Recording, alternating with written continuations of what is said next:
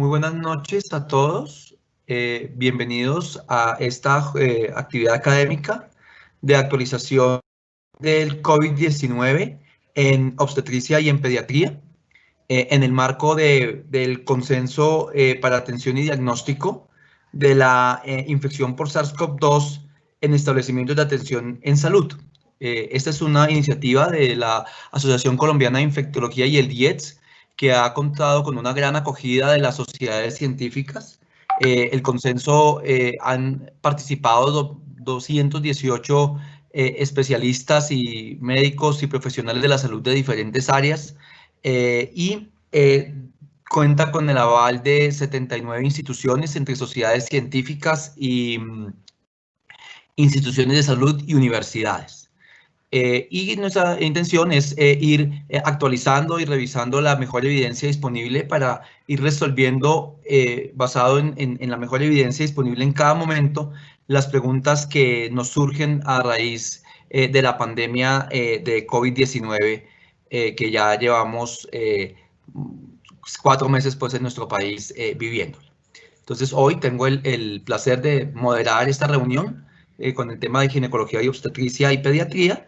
Esta reunión también ha sido, pues además de la CIN, auspiciada por la Federación Colombiana de Ginecología y la Sociedad Colombiana de Pediatría. Entonces, hoy contamos con conferencistas que son grandes maestros y grandes amigos que les iré presentando. Entonces, en primer lugar, voy a presentar a la doctora Edith Ángel Müller. La doctora Edith Ángel nos va a hablar de COVID y embarazo. Ella es médica especialista en obstetricia y ginecología, fellow de infectología gineco-obstétrica y es profesora titular de la Universidad de Colombia. Profesora Edith, muy buenas noches, bienvenida. Muchas gracias por acompañarnos. Buenas noches, bienvenidos a todos los asistentes.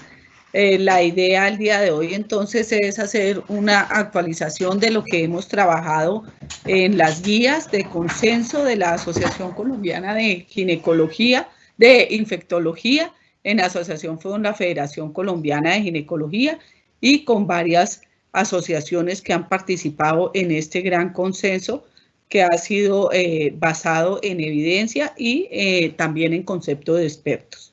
Entonces voy a compartir mi pantalla para empezar la presentación.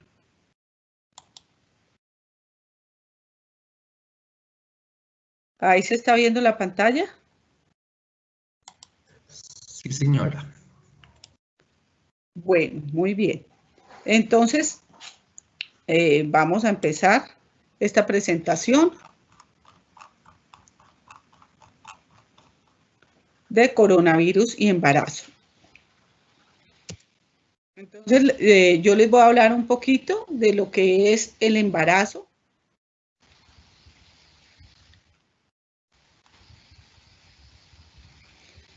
La primera pregunta que nos hicimos es si la infección es más grave en las mujeres gestantes o es similar a la población general. Y hemos encontrado que el curso clínico de la infección por COVID-19 en gestantes es similar, no difiere de forma significativa en comparación con la población general. Se han descrito casos graves en gestantes, sin embargo, su frecuencia no parece ser superior a la de la población general. ¿Cuáles son las categorías clínicas de la infección por SARS-CoV-2, COVID-19 de acuerdo con la gravedad? Entonces, esta es la clasificación para toda la población general. Entonces, en la gestación asumimos la misma clasificación que definió el consenso. Una enfermedad moderada, una enfermedad leve, donde hay algunos síntomas respiratorios y febriles y dolor. Una enfermedad moderada, donde hay una neumonía leve. Enfermedad grave, donde hay una neumonía grave. Enfermedad crítica, que tiene 3 componentes: el síndrome de dificultad respiratoria aguda, SDRA, la sepsis o el choque séptico. Entonces, ¿en qué nos basamos? En varios artículos. Este es uno muy importante porque comparó gestantes sintomáticas y asintomáticas con población general. Las gestantes eran 43 gestantes con una edad gestacional promedio de 37 semanas. en las cuales 41.8% tenían comorbilidades como asma, diabetes, hipertensión. Una cosa interesante de este cohorte es que 32.6% ingresaron asintomáticas, 14 pacientes de estas en el transcurso de la hospitalización en el posparto, 10 desarrollaron síntomas. De las pacientes sintomáticas, que eran 29 pacientes, 2 estuvieron en cuidado crítico. Entonces, cuando se comparó por la población general, se vieron estos porcentajes. Había infección leve en 86% en las gestantes y 80% en la población general. Enfermedad severa en 9.3% de las gestantes y 15% de la población general. Y crítica en 4.7% y 5%. La otra pregunta es si los resultados perinatales son diferentes en las gestantes con COVID-19. Entonces se encontró que algunas series de casos muestran que hay un mayor riesgo de morbilidad obstétrica en relación a parto pretérmino, ruptura prematura de membranas y sufrimiento fetal. Entonces, este estudio también es muy interesante de China, donde compararon un estudio retrospectivo con casos actuales y controles de gestantes. Entonces, compararon, eran 39 pacientes con infección por COVID-19, 11 pacientes con neumonía confirmadas por PCR y 18 diagnosticadas por una tomografía típica.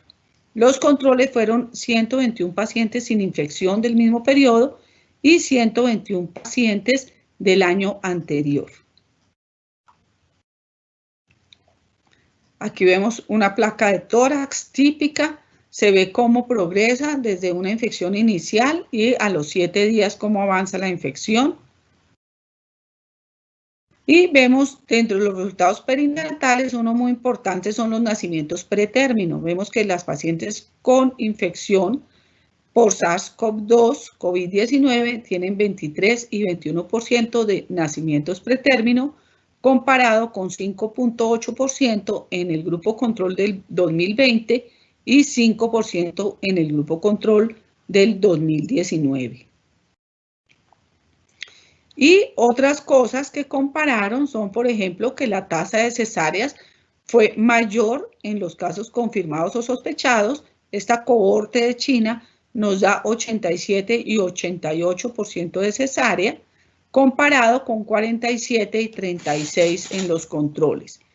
El parto pretérmino, en realidad, desencadenamiento espontáneo de parto pretérmino no fue diferente entre los grupos, aunque fue un poco mayor en los de COVID, 18 y 16, pero no fue significativamente diferente. Sin embargo, se da el nacimiento pretérmino por la infección y porque a veces hay necesidad de desembarazar a la paciente o porque hacen sufrimiento fetal o otras indicaciones para que el nacimiento sea pretérmino. Las pacientes con infección por COVID también tienen más enfermedades crónicas, 12% y 5.6% en los casos confirmados y sospechosos versus 4% y 0% en los controles del 2019. Y las complicaciones en la gestación definitivamente son mayores, 68 y 72% versus 31 y 33%. Ya hay unas revisiones sistemáticas que estudian o reúnen varias publicaciones de series de casos de pacientes gestantes con infección. Esta revisión sistemática reunió 33 estudios de diferentes países, principalmente de China 25, de Estados Unidos 4 y de otros países como Corea del Sur, Italia, Irán y Perú. ¿Y qué encontraron? Bueno, los síntomas en las gestantes son similares a los de los pacientes no gestantes, lógicamente. Fiebre fue el principal, 56%, tos, 40%, disnea, 14%, mialgias y malestar general, 14%, diarrea, 5% y dolor de garganta, 9%. Y se encontró identificación de estas pacientes, se identificaron con PCR el 77% y tuvieron diagnóstico por neumonía con imagen el 87.5%. Las pacientes tienen linfopenia en el 40%, leucocitosis en el 8%, trombocitopenia en el 14% y PCR elevada en 49.5%. Y se realizó cesárea ya juntando todos estos estudios o series de casos en el 60%. En Estados Unidos la tasa de cesárea es menor que en los países como India. Ruptura prematura de membranas 7%, preeclampsia 5.8%, ingreso materno en UCI el 5.9% y madres con ventilación mecánica el 4%. También entonces nuevamente en esta revisión sistemática se ven cómo los desenlaces de morbilidad perinatal o fetal son importantes, la prematuridad del 22.3%, hay disestrés fetal en el 10.7%, abortos o muertes tardías 4.5%, sin embargo esto pues no está comparado con la población general, puede ser similar, en los primeros trimestres no se conocen muy bien los desenlaces, ingresos del neonato a UCI en el 38% de los casos, muerte neonatal 0.4% y reporte de COVID neonatal en el 3.4%.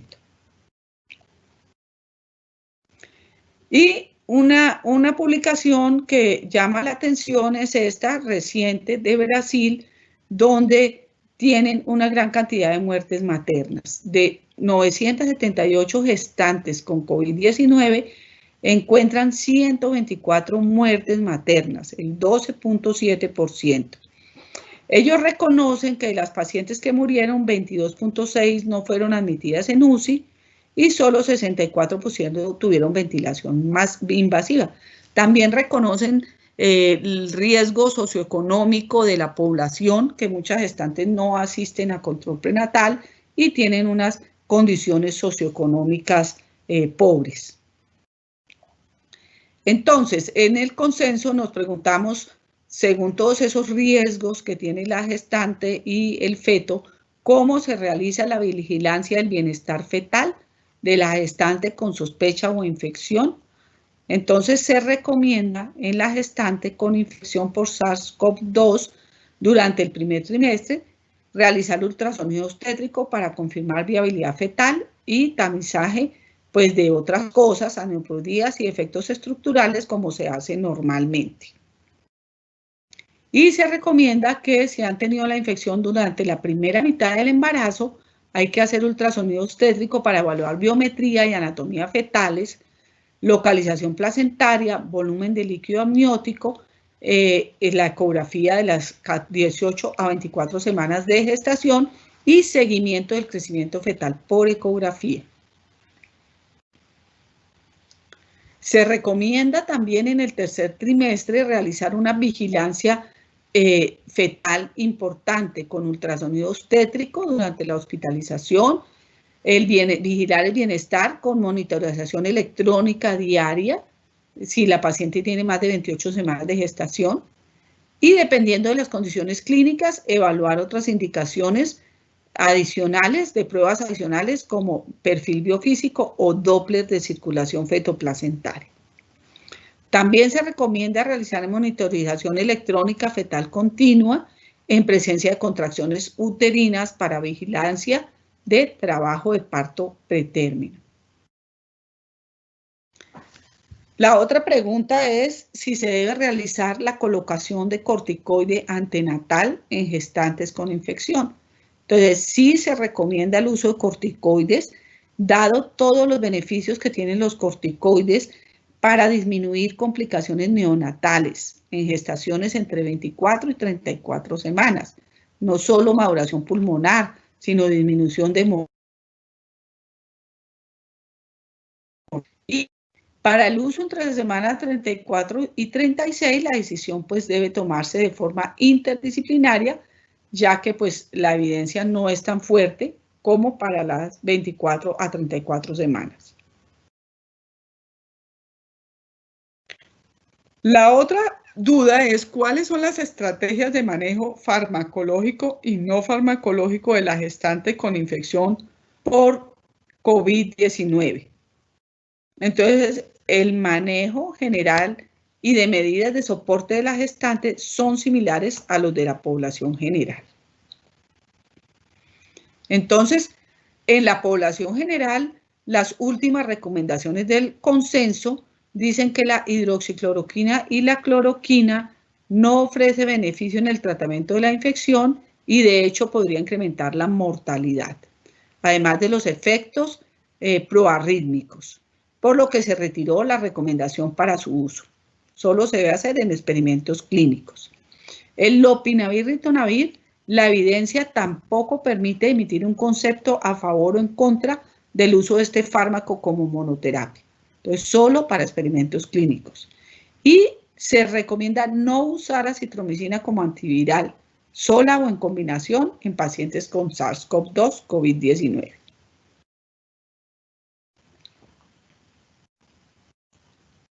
En cuanto al uso de corticoides como tratamiento para el COVID, para la COVID, se sugiere evitar el uso de corticoides de manera rutinaria en pacientes con SARS-CoV-2.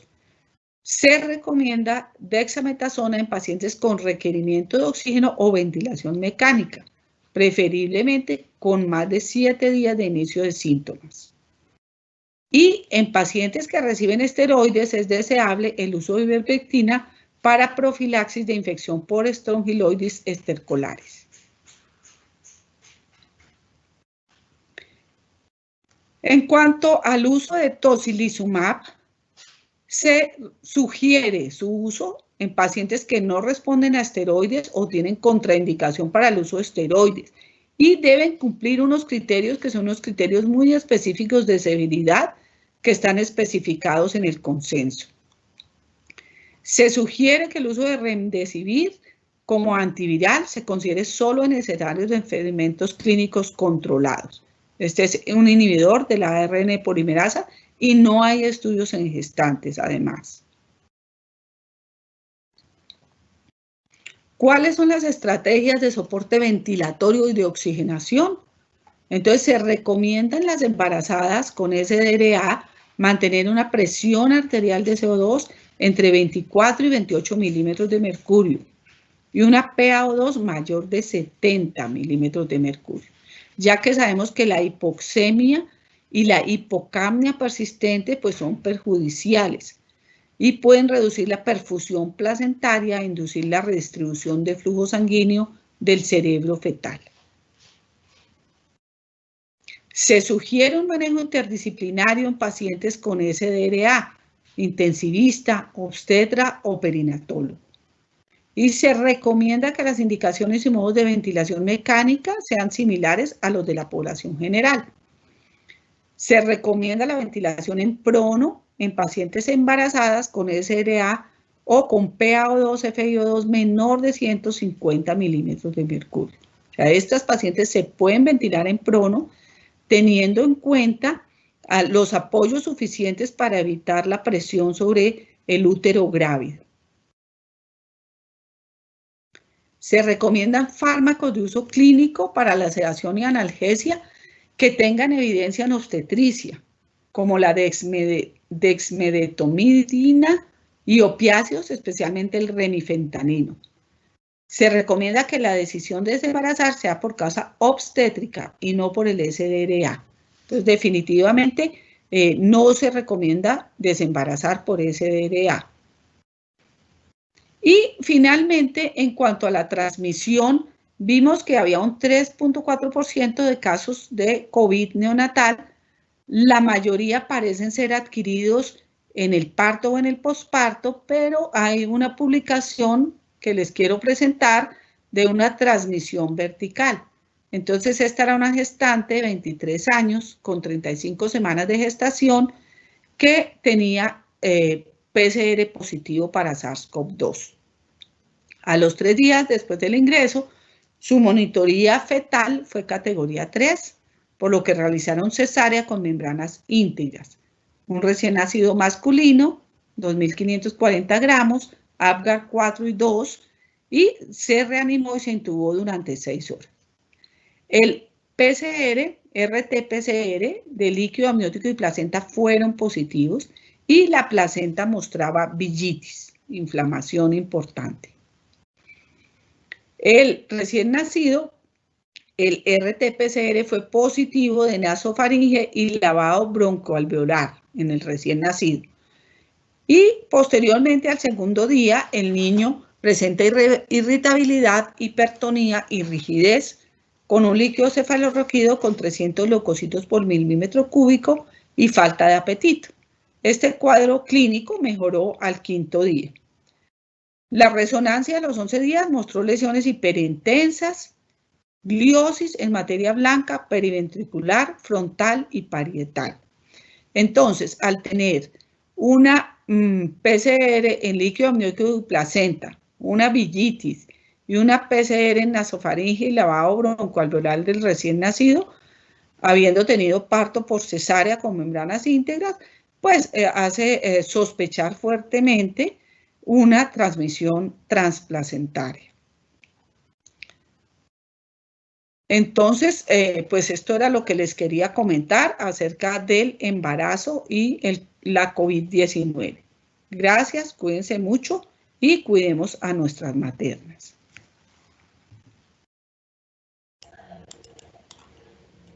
Muchas gracias, doctora Edith, por tan excelente conferencia. A continuación, al final de todas las conferencias, vamos a tener un espacio para preguntas. Entonces pueden poner las preguntas en el chat y estaremos atendiendo a ellas. También es importante que el público asistente sepa que el consenso está publicado en la página de la revista Infectio y de la página de la Asociación Colombiana de Infectología, para que allí lo puedan descargar y puedan revisar las recomendaciones con tranquilidad y puedan ver la evidencia que soporta cada una de las recomendaciones. Pues, a continuación, el doctor Jorge Andrés Rubio Romero nos va a hablar de COVID-19, de parto y posparto. El doctor Rubio es especialista en ginecología y obstetricia, es en epidemiología clínica, es editor asociado de la revista de Obstetricia y Ginecología, es profesor titular del Departamento de Obstetricia y Ginecología de la Universidad Nacional de Colombia y también es miembro de la Federación Colombiana de Obstetricia y Ginecología. Profe Rubio, bienvenido, muchas gracias. Es un placer para nosotros que nos acompañe la noche de hoy. Bueno, muy buenas noches, muchas gracias por la invitación, Germán, y agradezco a la Asociación Colombiana de Infectología por la invitación. Quería que me confirmen si se está viendo la pantalla. Sí, doctor, se está viendo como la explosión. Ahí está. Sí, doctor. Ok, listo. Entonces, muchísimas gracias nuevamente por la invitación. Les agradecemos a todos los asistentes por la atención. Lo primero que tenemos que decir sobre este tema es que el tema de parto y atención del trabajo de parto no está contemplado en la mayoría de las preguntas del consenso.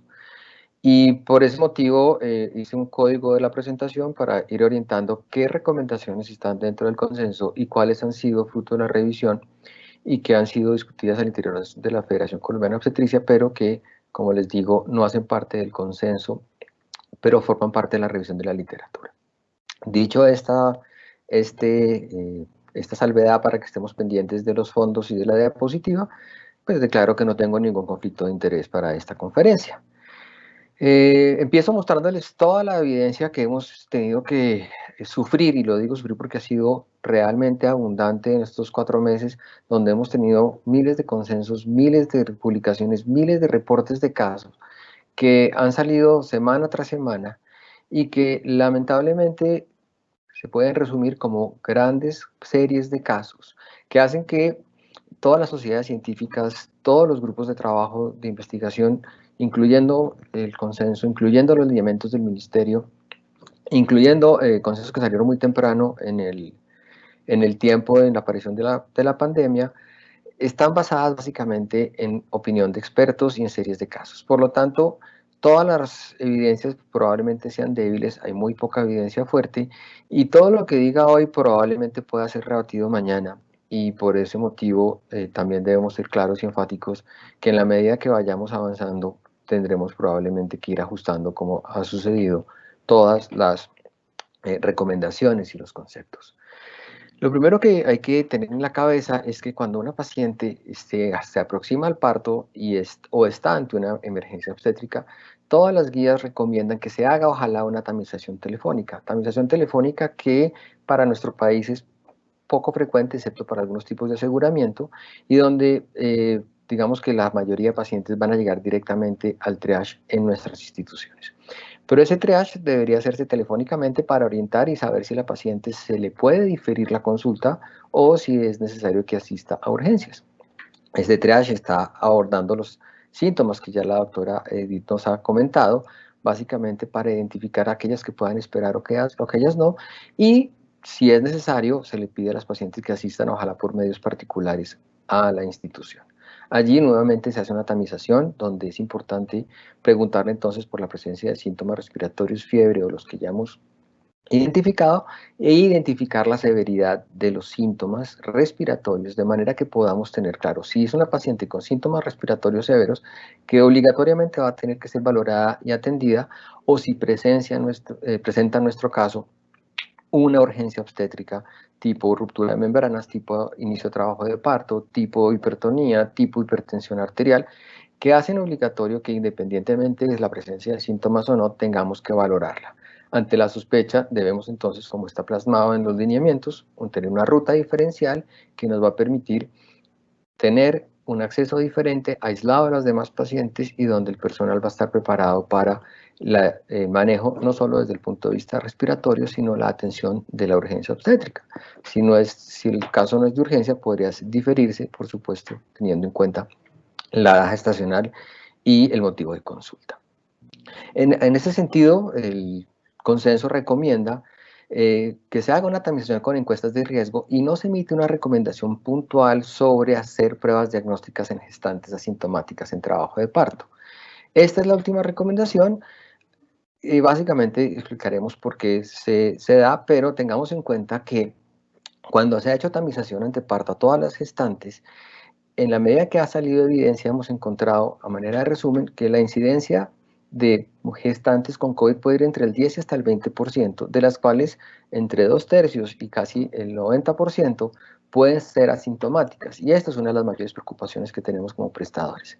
Además, 1 de cada 10 portadores de los acompañantes puede ser un portador asintomático, y esto nos da que el tamizaje telefónico a las pacientes y a los acompañantes puede estar entre el 87 y el 90%.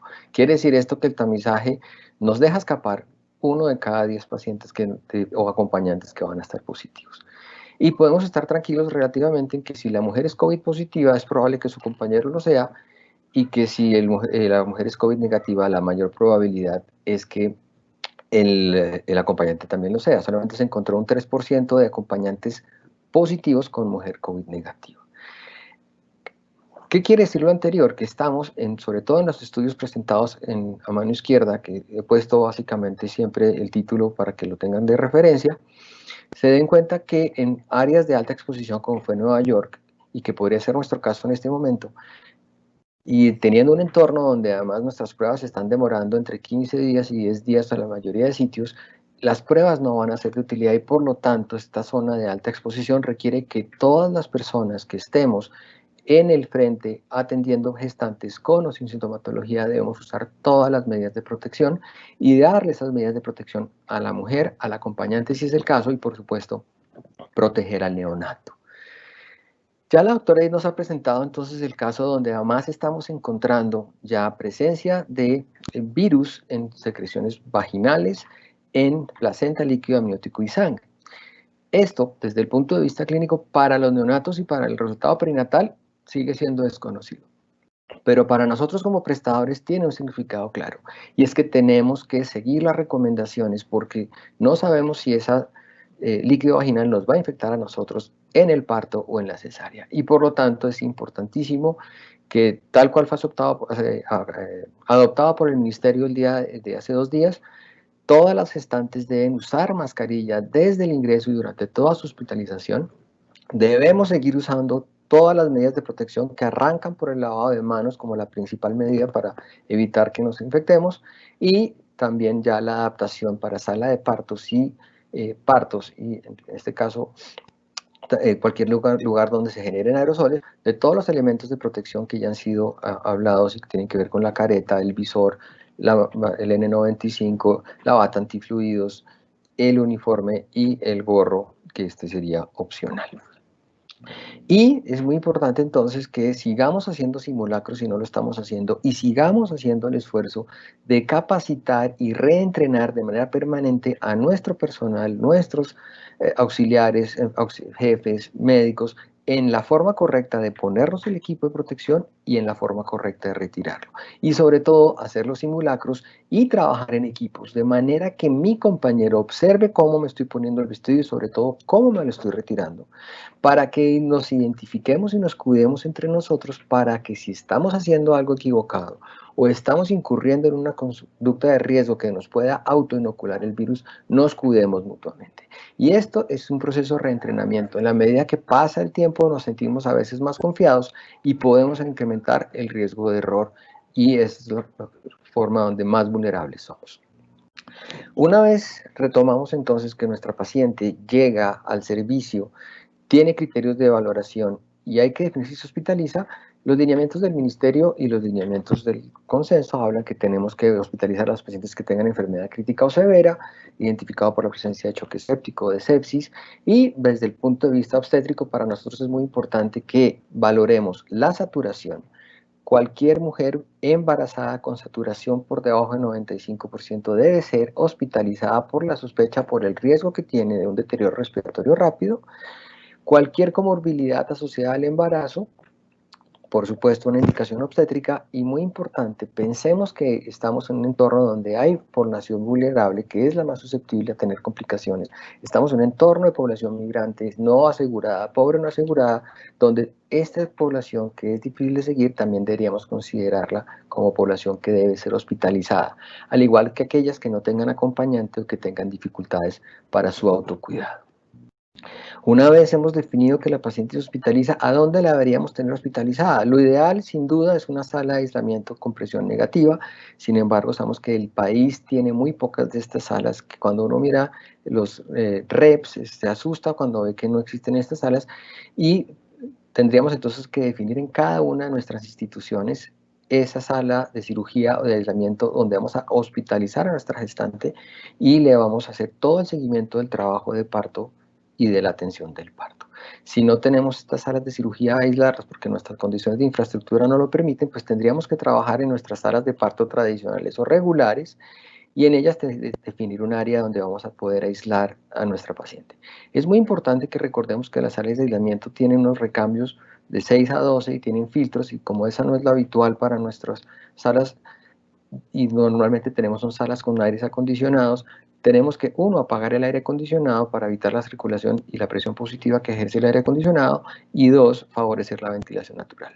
Pero eso también nos va a generar problemas más adelante porque nos va a alterar la temperatura de la sala y nos va a poner a nosotros, que estamos con todo el equipo de protección, ante dificultades nuevas que a veces de pronto no estamos pensando. Por supuesto, esta área específica que hemos definido para la atención de la gestante debe tener, sin duda, el mínimo material y el mínimo personal necesario. No podemos tener salas con 5 y 6 personas a lo que estamos habituados, sino que este personal debería entonces no solo contar con todo el equipo de protección, sino evitar su salida y entrada permanentes, y que este equipo de protección debe usarse para cualquier procedimiento que hagamos con esa gestante. El trabajo de parto de la mujer con COVID, ya habíamos visto que el cuidado clínico es similar a las mujeres adultas, como lo propone el contexto, y en el que se cambian varias cosas muy pequeñas. Uno, el Royal College de Obstetricia, el American Journal de Obstetricia y Ginecología, la Sociedad de Medicina Materno-Fetal de Estados Unidos recomienda la tromboprofilaxis por lo que ya conocemos de la fisiopatología, y esperamos que se haga tromboprofilaxis si se espera que el trabajo de parto o la hospitalización dure más de 12 horas. Y tenemos muy claro que la vía del parto en COVID debe individualizarse y deben primar las condiciones y las indicaciones obstétricas. COVID no es una indicación de cesárea, sino que debemos ser muy juiciosos, aunque hay algunas consideraciones que vamos a ver más adelante, pueden tenerse en cuenta para la decisión de la toma del nacimiento. Sin duda, como le dice el consenso, la idea es que sea una decisión interdisciplinaria que no prima la decisión de desembarazar por el ASDRA, sino que, claro, hay que priorizar, y la primera indicación para desembarazar una gestante será una condición obstétrica absoluta, una placenta previa, un trabajo de parto en presentación de pelvis avanzada, un abrupto placentario, que nos obligan a tomar la decisión de desembarazar. Por supuesto, la segunda opción para desembarazar será cuando tengamos a la paciente COVID-19 que se deteriora porque tiene choque séptico o porque empieza a tener compromiso de la oxigenación, y que en este momento el equipo interdisciplinario debe tomar la decisión junto con UCI. Y eventualmente algunas guías proponen que si el embarazo es mayor de 34 semanas y la paciente está estable o asintomática, podría ser un momento adecuado, teniendo en cuenta, por supuesto, que debemos garantizar maduración pulmonar y el mejor peso fetal. Esta consideración debe moverse hacia, preferiblemente, es lo más cercano al término. Mucho se discute sobre cuál sería el momento ideal de iniciar la inducción o hacer la cesárea en el COVID. Tenemos claro que la historia natural de la enfermedad nos enseña que las mujeres se deterioran en la segunda semana.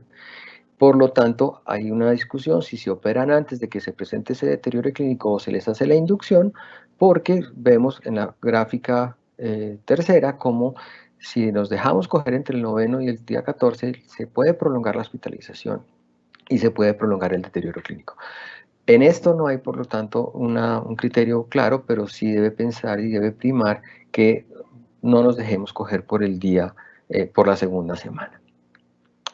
Definir entonces si es un parto vaginal o es una cesárea, pues por supuesto no es una decisión fácil.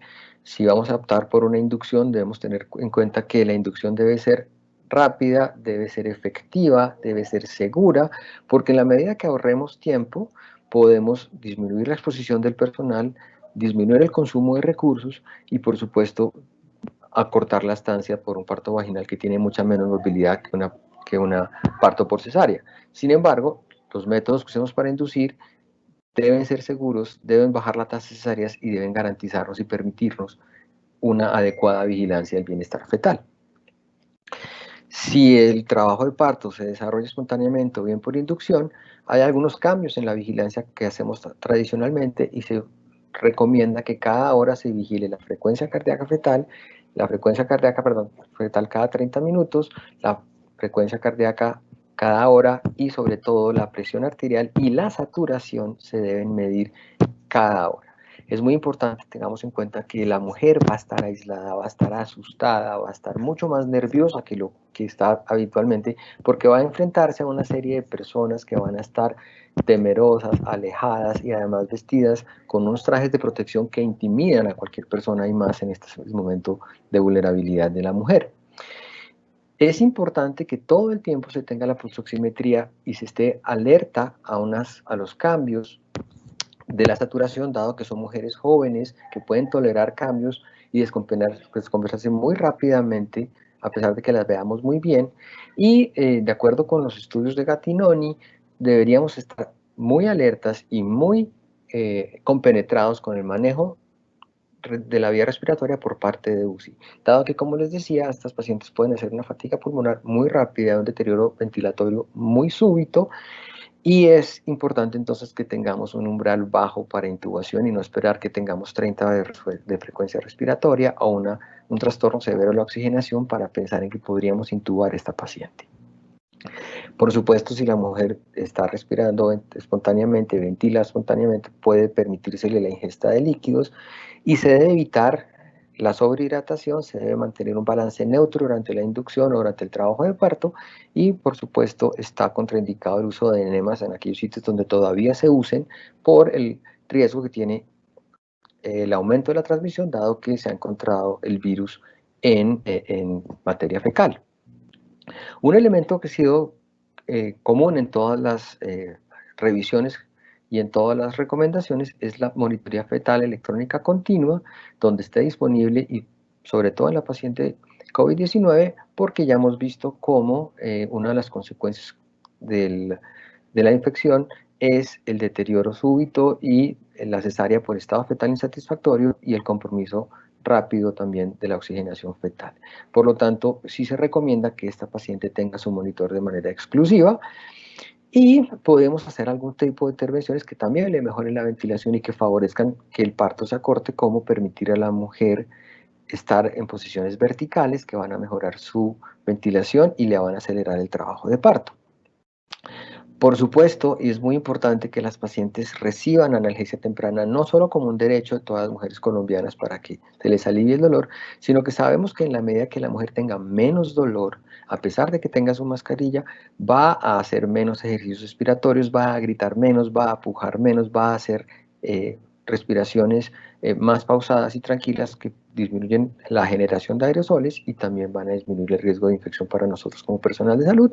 Y por supuesto que si tengo un catéter peridural y tuviera que llevar a esta paciente una cesárea, me quito o puedo ahorrarme el riesgo que tengo que tener en caso de que tenga que pasar la paciente a una cesárea de urgencia, particularmente porque algunos casos ya reportan el riesgo mayor o incrementado de abrupcio en estas pacientes, sobre todo por la presencia encontrada también en muy pocas series de casos, pero que han evidenciado la presencia de trombos en los vasos fetales. Por supuesto, las mujeres que no reciben analgesia, pues, y durante su control prenatal han recibido curso de preparación para la paternidad y la maternidad, donde se les ha enseñado técnicas de respiración, técnicas para el manejo del dolor, que probablemente en este caso podrían incrementar el riesgo de la generación de aerosoles, y de ahí la importancia entonces de tener un método efectivo como la analgesia peridural, u optar por métodos como la musicoterapia o la aromaterapia, que aunque menos efectivos también podrían ayudarle. Claro que no entiendo, no sé qué tanto puede afectar la aromaterapia en una paciente que está con compromiso ventilatorio. La idea es manejar el trabajo de parto de manera usual, sin hacer intervenciones que no estén indicadas, y las guías recomiendan no administrar oxígeno rutinariamente para la reanimación, sino solamente el oxígeno en aquellos casos en los que se requieran para mantener una oxigenación adecuada durante el trabajo del parto. El seguimiento del trabajo de parto lo hacemos tradicionalmente con el partograma y tal como lo establecen las guías, evitando la mayor cantidad de tactos vaginales, haciéndolo según las recomendaciones cada 4 horas. Y hay que tener en cuenta que la paciente COVID también puede tener hipertensión y por lo tanto debe recibir tratamiento antihipertensivo. Sabemos que existe un síndrome parecido a la preeclampsia asociado a la trombocitopenia, el trastorno de la función hepática, y también podríamos tener entonces un cuadro de hipertensión que debe ser manejado, y no deberíamos escatimar el uso de sulfato de magnesio, aunque en este momento sabemos que hay escasez en el país, pero no está contraindicado el uso de sulfato de magnesio ni para la prevención de la eclampsia ni para la neuroprotección fetal por debajo de las 32 semanas. Claro, estamos llamados a que si vamos a usar sulfato de magnesio en una paciente que tiene compromiso ventilatorio y respiratorio, tenemos que ser mucho más cuidadosos y juiciosos en la administración de los medicamentos y de esta infusión, por supuesto con bombas de infusión y una vigilancia muy estrecha. No debemos olvidar que debemos dar el antibiótico para la corioamnionitis cuando la encontremos, no debemos olvidar que debemos dar profilaxis para estreptococo del grupo B si la paciente no tiene cultivos, pero también debemos pensar, como nos enseñaron algunas de las primeras series de Nueva York, que la fiebre también nos debe hacer sospechar en que la paciente tiene una infección por COVID-19 y que no debemos dar antibióticos de manera sistemática por COVID-19 si no existe una sobreinfección bacteriana.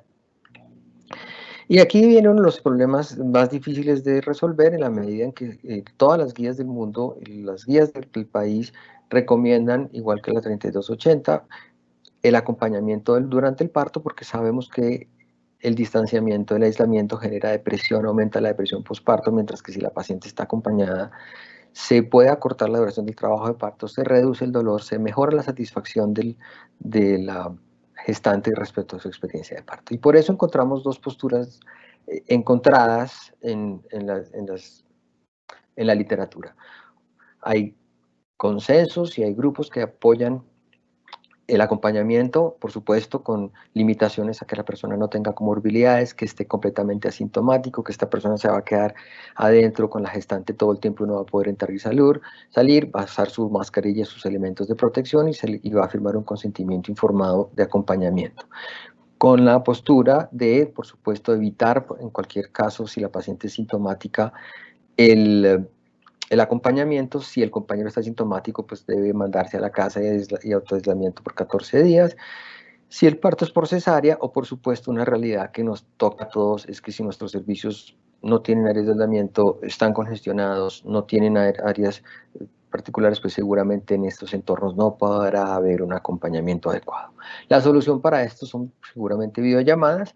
Nuestro consenso recomienda entonces no tener visitantes, excepto en contadas excepciones, y las excepciones son pacientes pediátricos o personas con discapacidad, teniendo en cuenta que el acompañante no se debe mover, y que en caso que se aceptare un acompañante, pues debe ser menor de 60 años, no debe tener comorbilidades, y por supuesto debe estar firmando un consentimiento informado.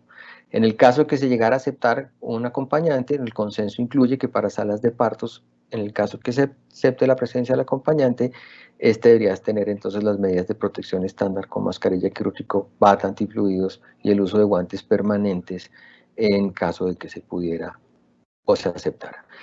¿Cómo podemos apoyar el apoyo materno entonces durante el periparto? Básicamente son muchas estrategias. Primero, las videollamadas, permitir que las gestantes tengan acceso a su teléfono o su dispositivo móvil que lo mantenga en contacto con los pacientes, generar grupos de apoyo, y durante el control prenatal que las mujeres compartan esas experiencias y fomenten entre sus compañeras gestantes la autoconfianza y el autocuidado.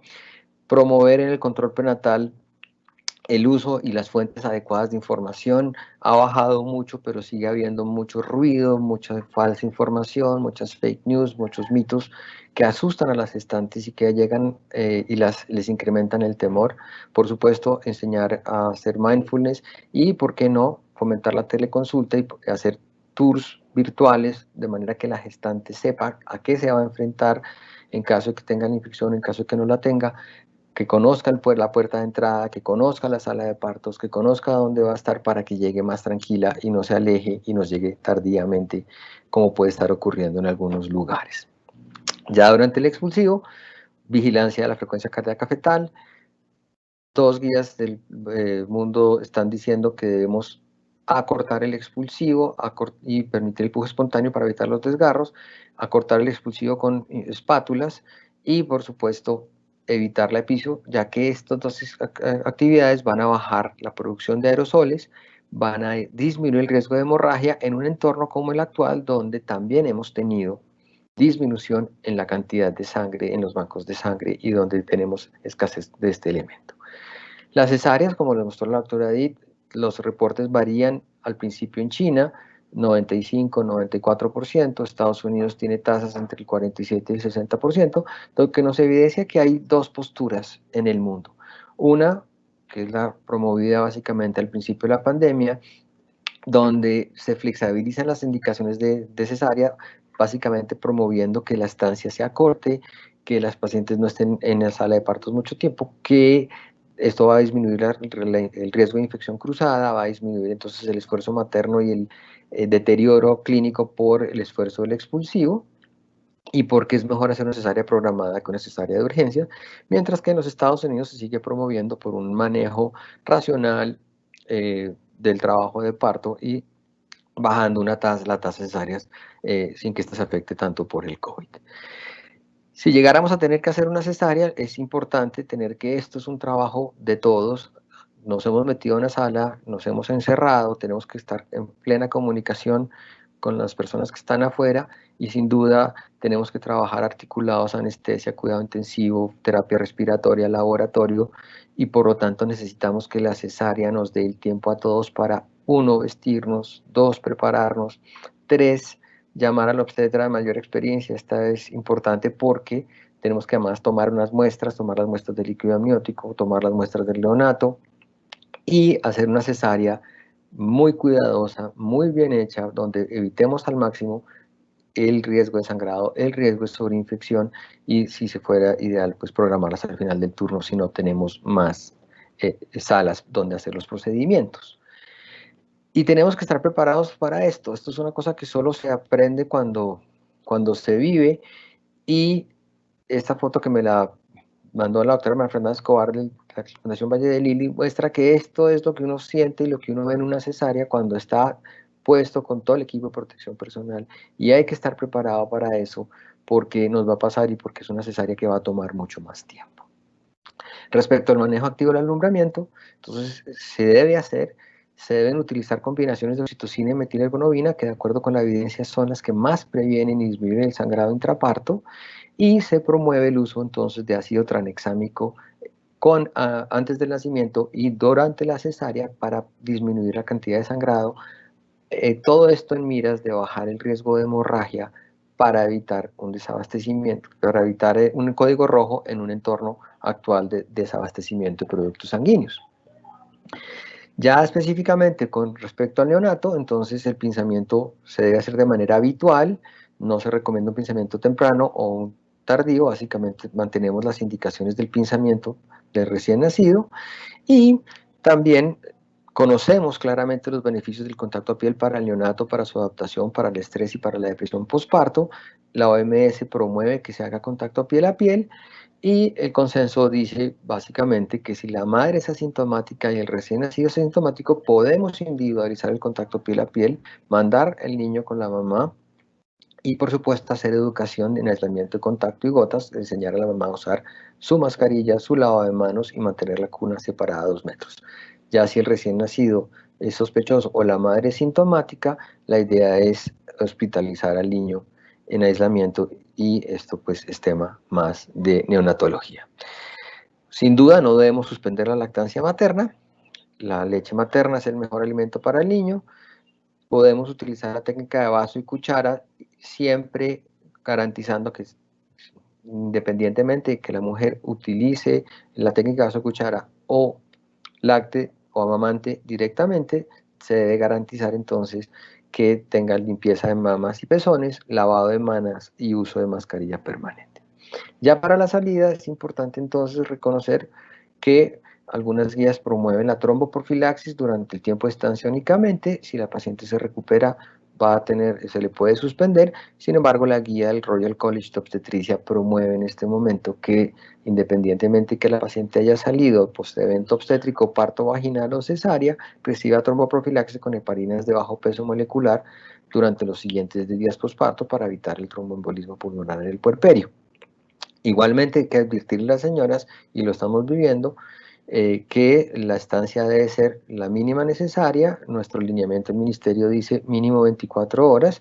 Ya estamos empezando a tener los servicios llenos, ya vamos a vernos de pronto abocados a la emergencia funcional, que va a hacer que la estancia en la cesárea se disminuya a 24 horas. Esperemos que no llegue ahí. Y la mamá debe salir, por supuesto, con una clara educación en signos de alarma, no solo los obstétricos y los neonatales, sino el deterioro de los signos respiratorios. Así que, en resumen, el manejo de la gestante desde el punto de vista de su infección es similar a la no gestante, pero el día del parto requiere entonces la individualización, el uso adecuado de elementos de protección, el uso y la planificación adecuada en caso de una cesárea, y por supuesto trabajar juntos, con trabajo en equipo, con mucha disciplina, con mucha empatía, porque estas son situaciones que no solo van a desgastarnos a nosotros, no solo las cesáreas, sino las instituciones. No olvidemos cuidarnos para que podamos cuidar, y les agradezco mucho su atención. Muchas gracias, doctor Rubio, por la excelente presentación. Creo que han quedado muy claros los aspectos relacionados tanto con el embarazo como con el manejo del parto y del posparto. Ahora, al final, después de las siguientes tenemos las preguntas que el público ha hecho. Muchísimas gracias, doctor. A continuación, entonces tengo el gusto de presentar a la doctora Claudia Patricia Beltrán. Claudia es pediatra infectóloga de la Antioquia. Trabaja en la Clínica del Prado, la Clínica del Rosario y el Hospital Infantil Consejo de Medellín. Es miembro de la Sociedad Colombiana de Pediatría y de la Asociación Colombiana de Infectología. Y Claudia va a presentar el tema de COVID-19 en recién nacidos. Muchas gracias, Claudia. Bienvenida.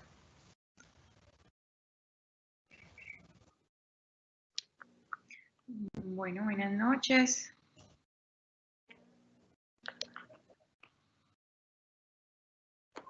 Bueno, ¿están viendo allí la pantalla? No. segundo. No te preocupes.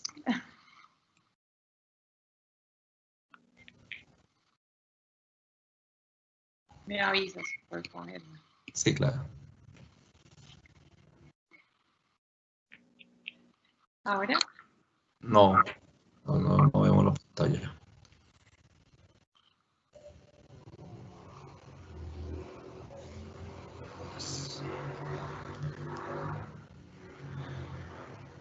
Ok. Entonces Sonia me ayuda. Sí. Un momento yo la vuelvo a poner y si no, entonces solicito la ayuda de Zoom. Sí, perfecto.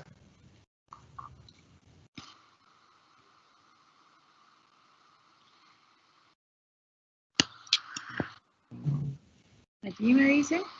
No, te estoy a ti, pero no vemos la pantalla. Entonces, si quieres, Sonia, ayudarnos con la proyección, te agradezco.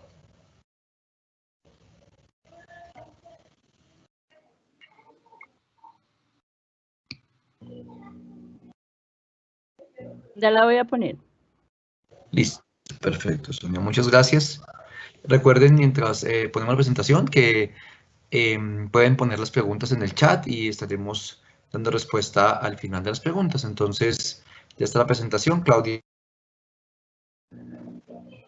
Listo, bueno, buenas Entonces, noches a todos. Muchas gracias por la invitación.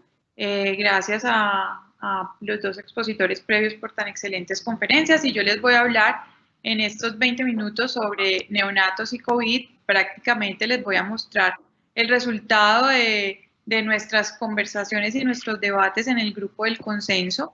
Somos un grupo entre neonatólogos, neumólogos, pediatras, infectólogos, epidemiólogos. Bueno, tenemos un grupo bastante nutrido en el cual hemos, basados en la evidencia que hay, que sabemos que es la mayoría basada en serie de casos, definido una serie de recomendaciones que siguen en revisión y las cuales estamos constantemente imaginando qué cosas y pensando qué cosas debemos mejorar. Dame la siguiente, Sonia, por favor.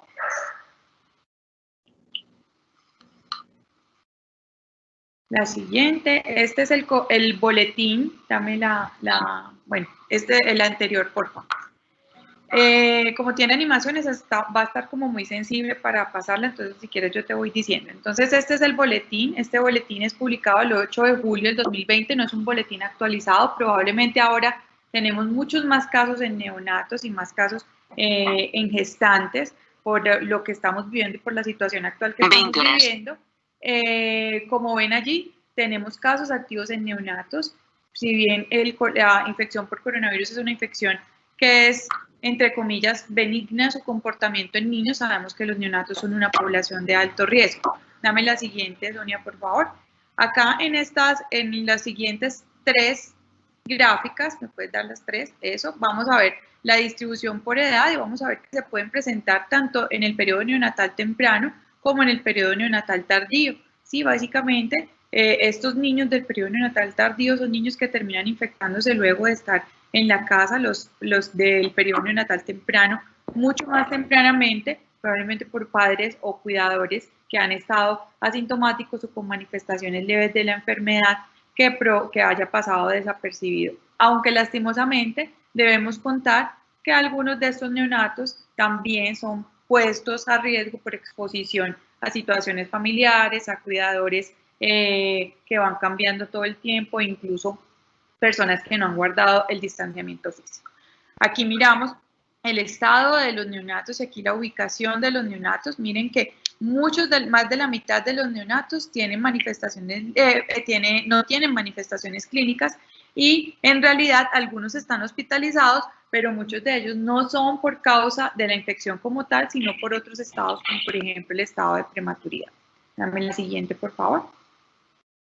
Entonces, les vamos a hablar de nuestras recomendaciones, les voy a hablar de nuestras recomendaciones en el consenso. Inicialmente algo de transmisión, aunque ya lo han tocado mis compañeros obstetras, definición de caso, de medidas de protección al neonato, sobre el diagnóstico y sobre el tratamiento. Dame la siguiente. De lo de la transmisión, habló ahorita muy bien la doctora Edith. Sabemos, ustedes estarán familiarizados con 2 papers que salieron esta semana. Uno de ellos ya lo conocíamos incluso antes de ser publicado, que es el de Nature, en el cual hay 2 casos documentados de transmisión horizontal, incluso uno de ellos en el cual el neonato presentó compromiso neurológico y en el cual hubo confirmación de la PCR, como nos contó la doctora, tanto en placenta como en líquido, como hubo viremia confirmada en el neonato. Inicialmente,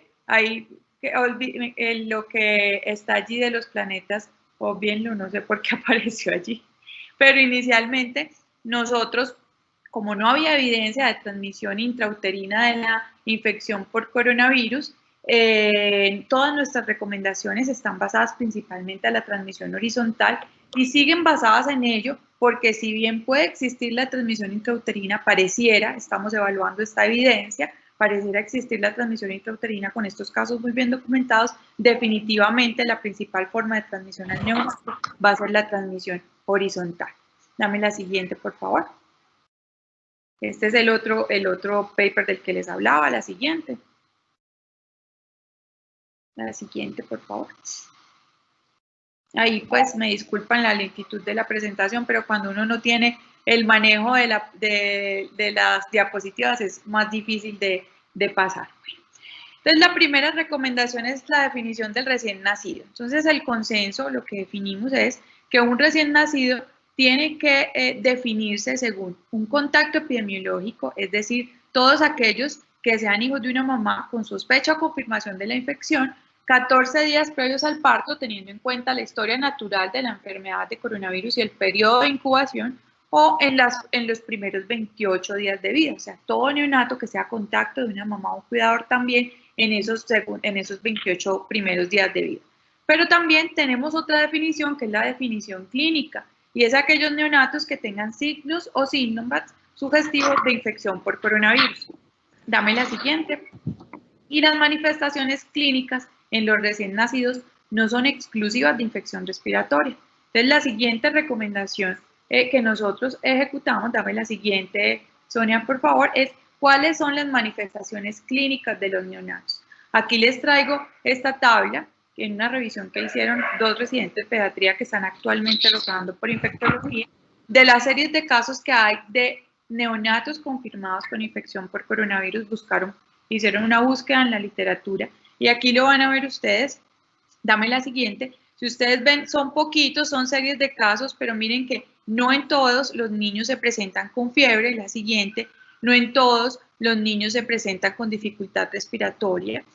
Incluso, si ustedes pueden ver, la siguiente, algunos se presentan con síntomas gastrointestinales, con vómito, diarrea, y en otras revisiones han mostrado que los niños se presentan con síntomas tan inespecíficos como en el periodo tardío, como letargia en el periodo tardío, síntomas que definitivamente no son característicos de una infección respiratoria exclusivamente. No podemos olvidar tampoco la bronquiolitis, que siempre ha sido causada principalmente por virus. De ellos sabemos que el principal es virus sincitial respiratorio, pero no podemos olvidar en esta etapa pues, de la pandemia también a coronavirus. Dame la siguiente.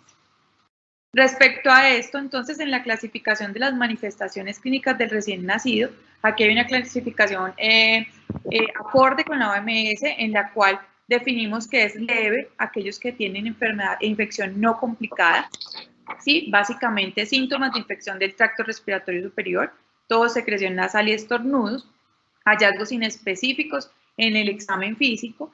Decimos que tienen una clasificación grave aquellos neonatos que presentan dificultad respiratoria leve o moderada progresiva con o sin síntomas gastrointestinales. Llamamos la atención también sobre esto, diarrea, vómito y o distensión abdominal. Incluso en la primera serie de los chinos que reportaron de neonatos con infección confirmada por coronavirus, algunos de ellos solo se presentaron con síntomas gastrointestinales. Y críticos, pues obviamente neonatos que tienen un compromiso sistémico mayor, choques, tienen coagulación intravascular diseminada o falla ventilatoria. Dame la siguiente, por favor.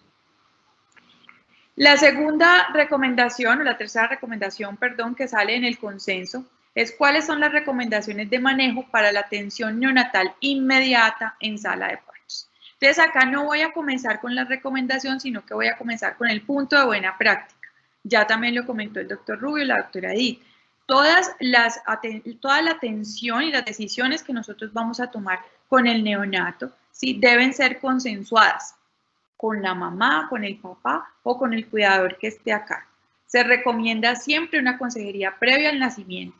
Siempre que sea posible, se debe explicar a los padres tanto los riesgos que existen por la transmisión como las manifestaciones clínicas que puede presentar un neonato si se llega a infectar. Dame la siguiente, por favor.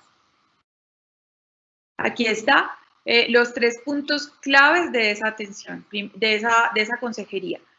Hay que explicar los riesgos de contagio por contacto estrecho, hay que explicar las medidas de higiene, hay que educar a las mamás, incluso yo hago un llamado, hoy en día, en tiempos de pandemia, debemos educar a todas las mamás, o sea, las mamás son las que tienen el contacto más estrecho con los neonatos, las mamás, cuidadores y los papás, no quiero dejarlos por fuera, y por ende, todas las mamás, independiente de su estado de sospecha o confirmación por coronavirus, deberían tener una educación en higiene y prevención del contagio para sus neonatos. Sí, deberíamos educarlas para evitar que se presenten síntomas y para evitar que se presente la infección neonatal.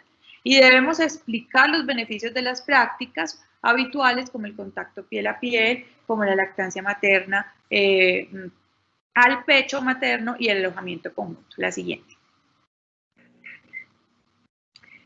En cuanto al pinzamiento de cordón y el contacto piel a piel, el doctor Rubio lo dijo muy bien, el consenso, nosotros como grupo definimos que el pinzamiento de cordón debe ser como el que se hace habitualmente, el que ha mostrado más beneficios para el neonato. El contacto piel a piel, consideramos que se debe considerar si la mamá es asintomática o tiene síntomas leves y se debe evitar si la mamá tiene síntomas moderados o graves.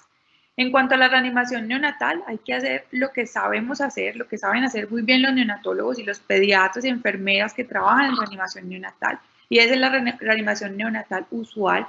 Recordar que eso es lo que tiene éxito y lo que ha demostrado éxito en la práctica clínica y por ende es lo que tenemos que seguir haciendo, obviamente usando todos los elementos de protección personal. Ya también lo dijeron mis compañeros, que el parto se considera un procedimiento generador de aerosoles y en una reanimación neonatal potencialmente vamos a tener que manipular la vía aérea del neonato y por ende también debemos usar todos los elementos de protección personal. No recomendamos la succión habitual en un niño que esté bien de la succión orofaringea pues, del neonato, ni tampoco hasta el momento hemos considerado el baño en los recién nacidos después de que nazcan, considerando los efectos adversos que puede tener bañar a un recién nacido, sobre todo respecto a la hipotermia y otras consideraciones. La siguiente, por favor. Bueno, la siguiente recomendación es en la atención de niños asintomáticos, un niño que nace bien, que es hijo de una mamá con infección por coronavirus, se deben usar medidas de aislamiento como medida de prevención. La siguiente. Entonces aquí hay 2 escenarios. Un escenario en el cual después de haber hecho esa consejería en la cual hemos explicado a la mamá el riesgo, la mamá puede decidir estar con su neonato, permanecer en alojamiento conjunto con el neonato o la siguiente diapositiva, o podemos estar en un escenario, la siguiente, en el cual la mamá considera que va a permanecer separada de su neonato. En ese caso, decide y consciente que el neonato va a estar con un cuidador sano. Ese cuidador sano debe ser una persona que cumpla unos requisitos, que sea mayor de 18 años, que sea menor de 60, que no tenga comorbilidades, ¿sí? Y que sea un cuidador que entienda los cuidados del recién nacido. Aquí hay una pregunta que siempre nos hacen y es el papá. ¿El papá puede ser un cuidador sano? Pues si el papá está en el mismo entorno domiciliario de la madre, probablemente es una persona que potencialmente pueda estar infectado por coronavirus. Aquí la decisión tiene que ser de acuerdo a las necesidades de esa familia, la disponibilidad de un cuidador sano o no. Siempre que vayamos a recomendar que se quede con un cuidador sano, debemos explicar al cuidador sano y el cuidador sano debe continuar las medidas de aislamiento también, porque no necesariamente implica que esté exento de tener la infección. La siguiente, por favor. Bueno, aquí estos se los traje tal cual como está en el consenso para una invitación también a que ingresen y lo lean y lo analicen. Y son las 2 situaciones en caso de que la madre decida permanecer completamente aislada al recién nacido, cuáles son las recomendaciones, y en el caso de que la madre decida permanecer en alojamiento conjunto con el recién nacido, cuáles son las recomendaciones. Entonces, básicamente, son puras medidas de protección, la higiene de manos frecuente durante el tiempo necesario. Hay que enseñarle a las mamás y a los papás a lavarse las manos.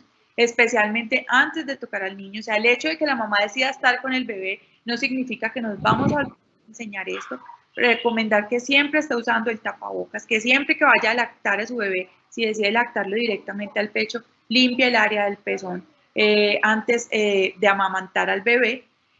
Y que la mamá y que su familia mantenga las medidas de desinfección rutinaria de las superficies con las que tienen contacto. Aquí también hay una recomendación de intentar mantener al menos una distancia de 2 metros de la madre de la cuna separada. Sí, eso es una recomendación fuerte a favor del distanciamiento físico intradomiciliario de esa mamá con el bebé, que tienen que permanecer juntos. La siguiente, por favor. ¿Cuál debe ser la duración del aislamiento del binomio? Entonces, ¿cuál debe ser la duración en el caso de que la mamá se aísle del neonato? Entonces, si la mamá tiene una infección, una mamá con sospecha clínica que tiene una infección de darse, se le deberá repetir la PCR a los 14 días y según el resultado de esta PCR vamos a definir si se puede suspender el aislamiento. Si la PCR es positiva, continuará en aislamiento, pero si la PCR es negativa, se podrá levantar el aislamiento y podrá estar con su binomio. En el caso de que la mamá tenga sospecha clínica y la PCR sea negativa para coronavirus, pero tenga una sospecha clínica, ¿sí? De esta, o sea, una sospecha que puede ser o porque tiene una infección leve, porque tiene unos síntomas de infección del tracto respiratorio superior, por ejemplo, se puede suspender siempre y cuando la mamá sea asintomática y siempre y cuando la mamá no tenga un contacto con un caso confirmado. En la parte de abajo ustedes pueden ver. Si la mamá tuvo una infección grave, tuvo una neumonía o tuvo un contacto con un caso confirmado, así la PCR sea negativa, el aislamiento debe continuar al menos durante 14 días, el aislamiento o la separación de su neonato. ¿Listo? Inicialmente, esa es la recomendación que va a depender básicamente del estado de la mamá, del estado del neonato y de los resultados de la PCR. ¿Qué recomendamos también? Si la PCR del neonato es positiva, no tiene mucho sentido continuar a ese neonato separado, que ese neonato continúe separado de su mamá. Se puede suspender el aislamiento entre madre e hijo y que permanezcan juntos, siempre siguiendo las recomendaciones que hemos dicho anteriormente. La siguiente. En cuanto a las pruebas diagnósticas, son las mismas que se usan en pediatría en los adultos. La prueba diagnóstica confirmatoria de infección por coronavirus es la prueba molecular, la PCR. Sí, nosotros recomendamos, hay un momento como que consideramos óptimo de tomar la PCR y es después de las 72 horas de vida, y esto está basado sobre todo en el rendimiento de las pruebas cuando la infección es muy reciente, al rendimiento de las pruebas cuando ya han pasado algunos días de la infección. Habrá controversia actualmente, hay algunas guías que recomiendan tomar la PCR inmediatamente después del parto, y esto por aquello de que se quiere descartar o se quiere buscar que haya una infección intrauterina y que pueda haber, pues, la PCR inicial pueda ser positiva. Nuestra recomendación es, en todos los niños hijos de madre con coronavirus, usted debe mantener las medidas de aislamiento en ese paciente. Y haga la PCR, también tenemos que tener en cuenta la disponibilidad de PCR que tenemos nosotros en nuestro país. Entonces, haga la PCR en el momento que sea mejor hacerla, que sea más óptimo y que su rendimiento sea mejor. ¿Sí? Que pensamos que es 3 a 5 días después del parto. Si el paciente está intubado, y este es otro escenario, si el paciente está intubado, si el paciente está con una infección respiratoria, por ejemplo, en el momento del nacimiento, sí la recomendamos tempranamente, pensando que este niño está asintomático y que podría tratarse de infección intrauterina, no sabemos, una infección vertical no sabemos, o una infección en el momento del parto, que también puede ocurrir. En ese caso, recomendamos la PCR en aspirado endotraqueal a las 24 horas de vida. En el caso de sepsis tardía o de una presentación tardía, recomendamos realizar la PCR en el momento del ingreso a todo neonato que ingrese con esos síntomas sugestivos de infección por coronavirus. Si la sospecha clínica sigue siendo alta y la PCR es negativa, recomendamos repetir la PCR a las 72 horas. La siguiente. En cuanto al tratamiento, no hay ensayos clínicos, creemos que no va a haber tampoco respecto a un tratamiento para coronavirus en neonatos, pero extrapolamos la experiencia que se ha reportado en casos de niños y en casos de los adultos. Actualmente no recomendamos usar de forma rutinaria el tratamiento antibiótico y Tampoco emitimos una recomendación a favor o en contra de otro tipo de tratamientos como inmunoglobulina, esteroides, lopinavir, ritonavir, acitromicina, ivermectina, hidroxicloroquina en estos pacientes. Individualmente se debe evaluar si el paciente requiere surfactante, óxido nítrico, ventilación de alta frecuencia, oxigenación por ECMO. Eso depende de cada paciente, de lo que el paciente necesite. La siguiente. Bueno, este es un plus, medidas de precaución en la sala neonatal, que simplemente no está dentro del consenso, pero que me pareció oportuno porque ya lo estamos viviendo, ¿sí? Actualmente en las salas neonatales deberíamos limitar el ingreso, ya no visitas, sino solo a papá, a la mamá o al cuidador sano.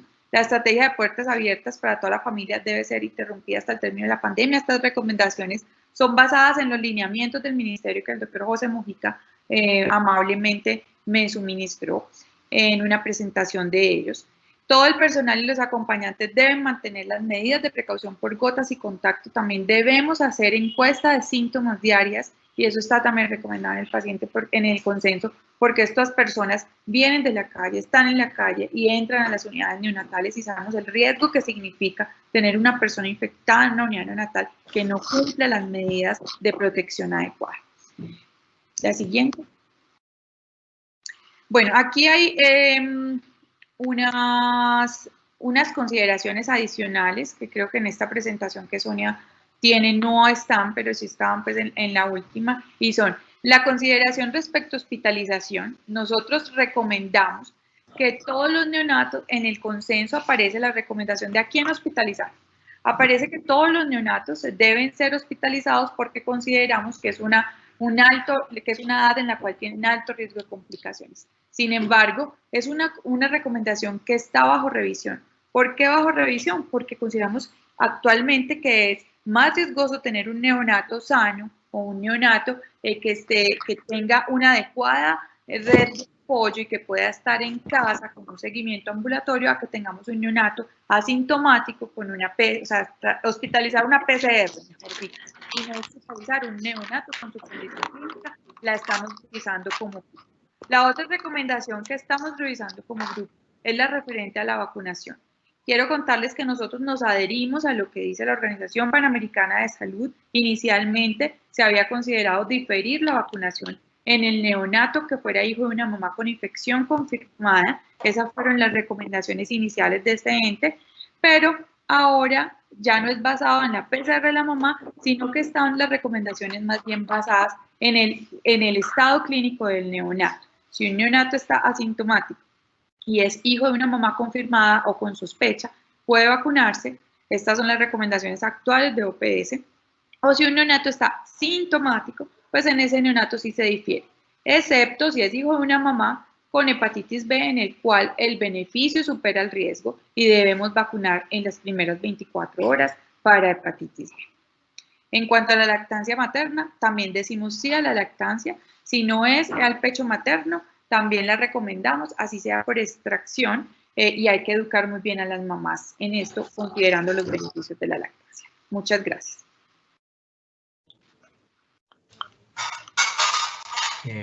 Muchas gracias, Claudia, por tu presentación.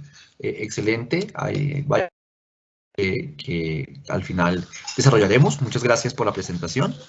Continuamos la agenda, ya la última conferencia de la noche. Es la relación y es COVID-19 y síndrome inflamatorio multisistémico temporalmente asociado a COVID. Lo hará el doctor Patiño. Jaime es pediatra infectólogo y trabaja en la Fundación Valle en Cali, en la Universidad ICESI, y es miembro de la Sociedad Colombiana de Pediatría y la Asociación Colombiana de Infectología. Entonces, Jaimito, muchas gracias por acompañarnos esta noche y para mí es un placer, como siempre, presentarte. Entonces, te escuchamos. Gracias, estoy esperando que me cargue la presentación. ¿Me avisan si ya? Ya, Jaime. Ok. Ya, pues. Bueno, muchas gracias, Germán. Muchas gracias a todos, a la Asociación Colombiana de Infectología y la Sociedad Colombiana de Pediatría por organizar esta presentación. La idea de nosotros es pues dar esta última actualización que se hizo precisamente relacionado con este nuevo síndrome que está asociado al COVID-19. En esta actualización, pues además del grupo que ya veníamos trabajando, conformado por pediatras, infectólogos, por pediatras neumólogos, por pediatras intensivistas, emergenciólogos, incluimos adicionalmente pediatras reumatólogos para que nos ayudaran pues para consolidar pues la presentación.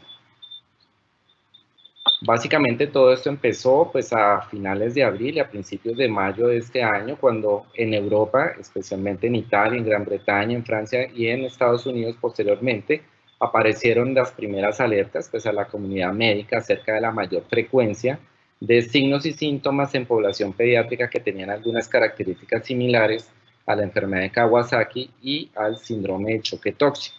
Entonces había una relación temporoespacial que daba que los casos se presentaran entre 4 a 6 semanas luego de la infección por SARS-CoV-2 que pudiera ser demostrable o bien por una prueba molecular o bien por una prueba serológica. Lo curioso de todo esto es que no fue descrita en Asia, o sea, en países como en China o en Japón, donde pues sabemos que fue por primera vez la enfermedad de Kawasaki fue publicada como tal. ¿Qué calidad de evidencia tenemos? Pues así como lo mencionó el doctor Rubio, la evidencia acerca del uso de todo esto que tenemos y del abordaje terapéutico es pobre, es basada en serie de casos y pues se ha tomado pues evidencia del uso de medicamentos en otras patologías que comparten características clínicas, como las que son mediadas por presencia de superantígenos, como la enfermedad de Kawasaki, el síndrome de choque tóxico, así como de otras como linfocitosis hemofagocítica asociada a infección o síndromes de activación macrofágica.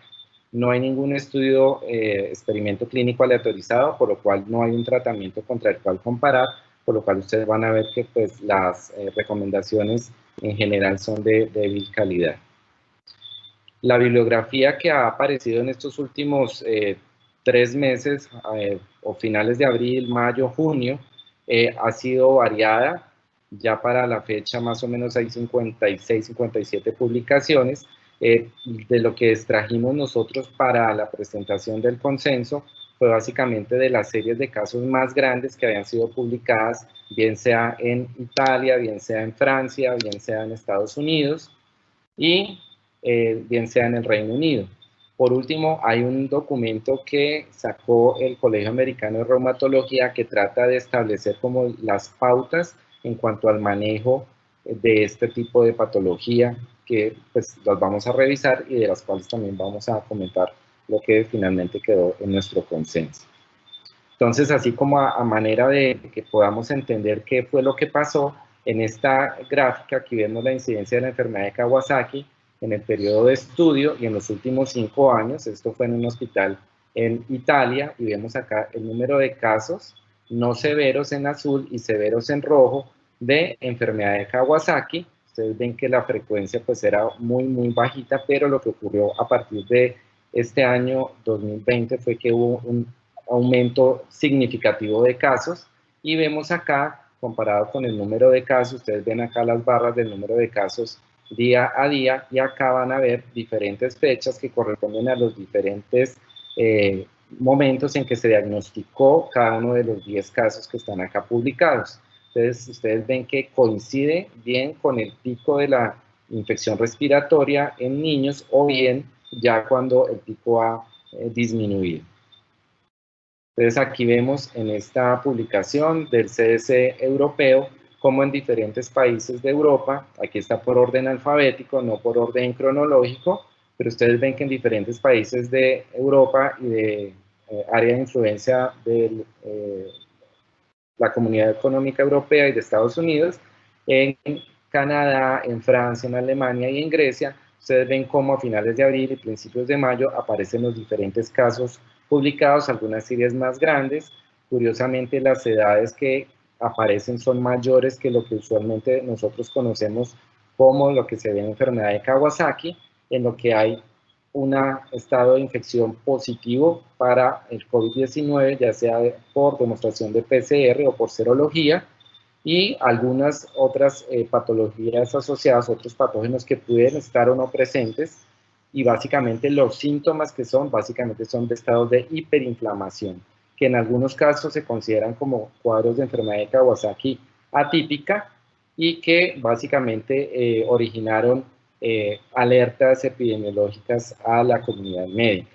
Asimismo, en Italia, aquí en Luxemburgo y en Portugal hay diferentes series que hablan de lo mismo. Esta es la que les mostré de la gráfica de los 10 casos, y vemos acá que ellos veían tanto casos clásicos de enfermedad de Kawasaki como casos incompletos, y vemos también que no solamente se limitó a países como que ya conocíamos con alta incidencia, sino en Portugal, y aquí vemos también en España, en Suecia, en Suiza y en el Reino Unido, donde hubo 3 publicaciones, y donde primera vez se dio la alerta a través del Colegio Real de Pediatría del Reino Unido.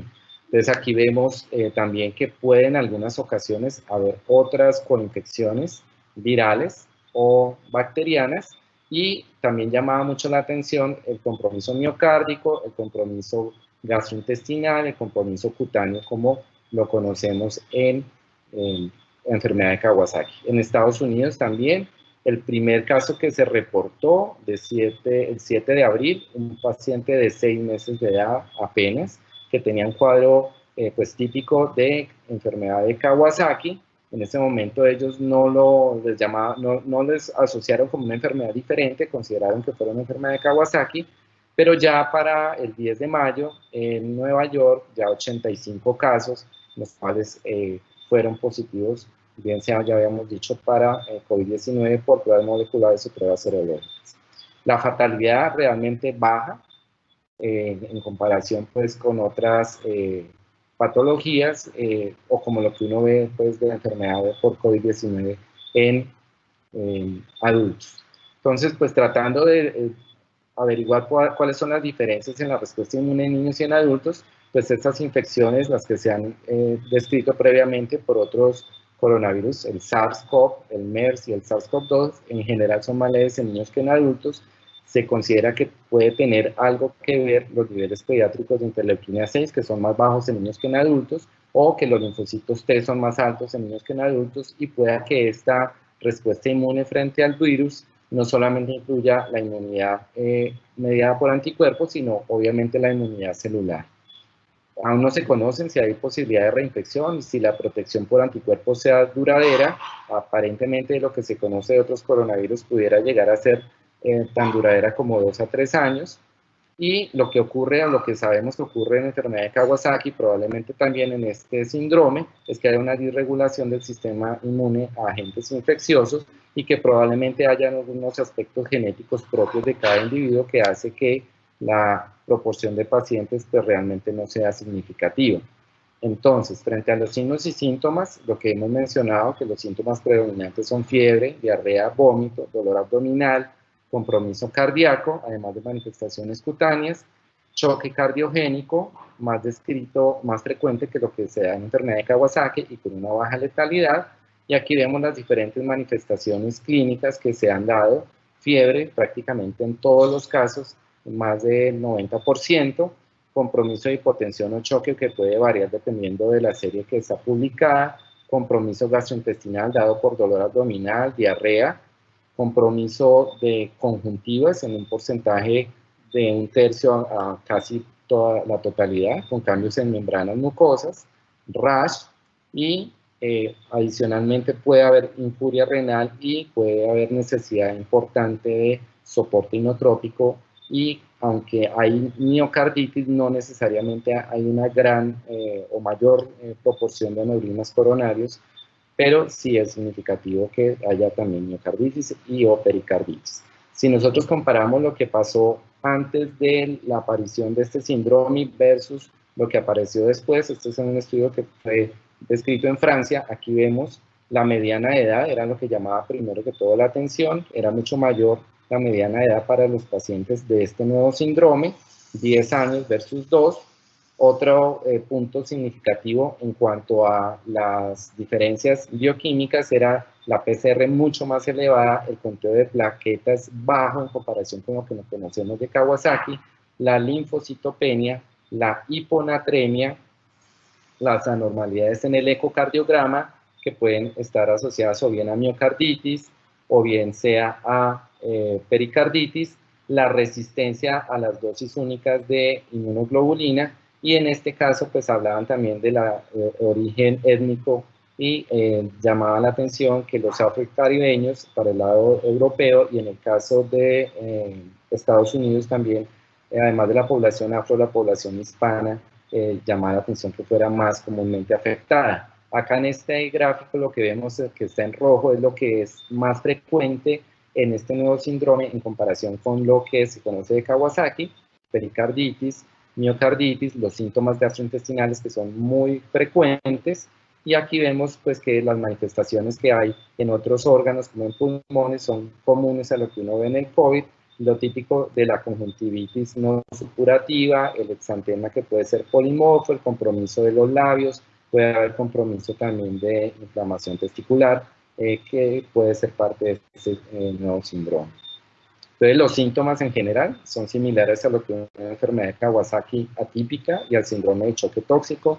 Todos tienen fiebre, la mayoría con síntomas gastrointestinales, con compromiso de piel y mucosas, compromiso neurológico que está básicamente dado por irritabilidad, que pueden o no cursar con choque cardiogénico, compromiso miocárdico y pericárdico, y que algunos pueden tener síntomas respiratorios concurrentes con el cuadro actual. Entonces, de acuerdo a eso, la pregunta que se hizo primero fue cuáles son los signos y síntomas presuntivos del síndrome inflamatorio multisistémico temporalmente asociado a la infección por SARS-CoV-2 COVID-19. Entonces se recomienda definir como signos y síntomas presuntivos de este síndrome la fiebre mayor de 72 horas asociada a síntomas gastrointestinales, diarrea, vómito y dolor abdominal, cambios en la piel y en las mucosas e inyección conjuntival. Y como punto de buena práctica, los pacientes en edad pediátrica con este síndrome pueden presentarse en más de la mitad de los casos con signos de choque, por lo cual hay que hacer una evaluación cuidadosa de la perfusión, de la tensión y de la frecuencia cardíaca en el momento de la atención en el servicio de urgencias. Ahora bien, los criterios diagnósticos, porque la idea es como tratar de consolidar, bueno, qué es lo que tenemos que evaluar en un paciente que nos llega con este cuadro clínico. Entonces, uno, tener en cuenta la historia de infección previa o la historia de un contacto intradomiciliario, tener en estas pruebas, ya sea por biología molecular o por serología, específicamente la IgG, que haya compromiso de 2 o más órganos, que haya marcadores de inflamación elevados, entonces lo que podemos detectar en un hemograma, neutrofilia con linfopenia, proteína C reactiva elevada, dímero D, interleuquina 6 y ferritina elevada, hipoalbuminemia, puede haber coinfección ocasional con otros patógenos, en especial metaneumovirus humano, lo menciona el grupo europeo, y disfunción orgánica que puede ser de compromiso miocárdico, de compromiso hepático, y también puede haber compromiso renal derivado del compromiso miocárdico. Hubo 3 definiciones de caso, una que sacó el Colegio Real de Pediatría del Reino Unido, otra definición que sacó los Centros para el Control de Enfermedades de Estados Unidos, y la que tomó la Organización Mundial de la Salud. Todas fueron en fechas muy similares, muy cercanas, 1 de mayo, 14 de mayo y 15 de mayo, todos en niños menor de 21 años para el CDC, en la Organización Mundial de la Salud hasta los 19 años. En todos el síntoma que debe estar presente en todos los casos es fiebre, en algunos por 3 días, para el caso de la OMS, en otros por lo menos por más de 24 horas, y en otros no mencionaba la duración de la fiebre, pero sí que fuera una fiebre mayor a 38,5, que tuvieran hallazgos clínicos de diferente compromiso de órganos, y en esta la Organización Mundial de la Salud es un poco más específica en qué síntomas y qué signos podemos encontrar, como rash, hipotensión, compromiso cardíaco, coagulopatía, compromiso gastrointestinal, además de elevación de marcadores de inflamación. Hay que tener los criterios de exclusión también bien documentados, que no haya sepsis bacteriana, que no haya un choque por estafilococo o estreptococo, otras infecciones asociadas a miocarditis como enterovirus, en el caso del grupo del Reino Unido, y para el grupo de la OMS también sepsis bacteriana y choque tóxico y la evidencia de la infección que ya hemos comentado previamente. En conclusión, lo que nosotros decidimos como consenso fue adoptar los criterios de la Organización Mundial de la Salud, que aquí están nuevamente descritos, que sean pacientes de 0 a 19 con fiebre por más de 3 días, que tengan 2 de estas siguientes condiciones y que tuvieran elevación de marcadores, ausencia de otras causas y evidencia de prueba de infección por el COVID-19. En cuanto a las pruebas diagnósticas, pues se recomienda el uso de pruebas diagnósticas en forma secuencial en el paciente pediátrico que tenga sospecha de este síndrome, de acuerdo a este siguiente flujograma que les vamos a presentar. Entonces, lo primero que tenemos que hacer es si el niño cumple con estos criterios, pues ya dijimos cuáles son, y lo que tenemos que evaluar es si el niño tiene choque de etiología no clara, en este caso, si el paciente tiene choque, hay que seguir la evaluación escalonada para SIMSTAC. Si es choque de etiología no clara, hay que también seguir la evaluación completa en estudios de nivel 1 y nivel 2. Estos son los estudios que se consideran de nivel 1, que es una evaluación de tamizaje que incluye el hemograma, que nos interesa ver ahí, si hay neutrofilia, si hay linfopenia. En los electrolitos, si hay hiponatremia. En la química sanguínea, pues mirar si hay compromiso de la función hepática, si hay compromiso de la función renal, qué tan alterada está la PCR y la BCG. Obviamente los estudios de SARS-CoV-2, ya sea por RT-PCR o por serología, dependiendo del tiempo, antes de los primeros 10 días o después de del día 11. Compromiso pulmonar, compromiso intraabdominal y el ecocardiograma. Si cumple con alteraciones en estas pruebas, PCR elevada, BCG elevada, linfopenia, trombocitopenia, hiponatremia, neutrofilia o hipoalbuminemia, se deben realizar otros estudios que evalúan el compromiso miocárdico con pruebas de péptido natriurético atrial, de procalcitonina, de troponina, de ferritina, tiempos de coagulación, dímero de fibrinógeno, LDH, uroanálisis, triglicéridos, hemocultivos, urocultivo, electrocardiograma, ecocardiograma y donde esté disponible pues la interleuquina 6. Si el paciente pues no cumple con estos criterios, pues se sigue solamente su manejo y su monitoreo, y hay que tener en cuenta bien que pues no todos los estudios están hechos para todos los pacientes. Por ejemplo, el eco abdominal, pues sí hay presencia de síntomas gastrointestinales, pero sabemos que con mucha frecuencia lo hay. En cuanto al tratamiento, este es un resumen de los diferentes esquemas de manejo dependiendo de las series de casos publicadas. Ustedes ven acá el número variable de casos. Todos en algún grado han utilizado inmunoglobulina G a altas dosis, en algunos el 100%, en otros hasta por lo bajo el 54%. En algunos casos han requerido de esteroides, de inmunoglobulina G segunda dosis, que se aplica más o menos 36 horas después de la primera dosis, en caso de que no haya respuesta a esta primera dosis. El uso de esteroides también es mucho más alto de lo que uno ve usualmente en pacientes con enfermedad de Kawasaki. Esto básicamente se ha asociado pues, a los cuadros de choque, y de los otros medicamentos inmunomoduladores, el que más se ha utilizado en las series es el anakinra, es un anti-IL-1, anti-interleucina 1, más que otras como tocilizumab, que es tal vez el único que nosotros tenemos acá disponible. En infliximab, solamente en 2 de estas series fue utilizado. En todos se ha utilizado ASA, algunos en dosis altas y en estos casos, por ejemplo, en dosis baja únicamente. Cuando hablamos de dosis baja son dosis antiagregantes. Anticoagulación profiláctica en algunas series están descritos, en otros están descritos como anticoagulación terapéutica, y esto tiene que ver dependiendo de los hallazgos ecocardiográficos. El uso de inotrópicos pues también es variable dependiendo del choque. El uso de antibióticos, lo que está descrito en las series es que es bastante alto, pero la idea es que si se descarta una infección se deben suspender, con una recuperación alta entre el 95 y el 100% y una mortalidad del 0 al 3%. Para hacer como tal una secuenciación de cómo se debe manejar. El Colegio Americano de Reumatología sacó un consenso. Ellos hablan de la definición de acuerdo a severidad. Entonces, algunos pacientes con síntomas leves pueden requerir únicamente monitoreo estrecho, sin un tratamiento inmunomodulador, porque no se conoce si en esos pacientes el uso de inmunoglobulina G sea necesario para prevenir aneurismas coronarios.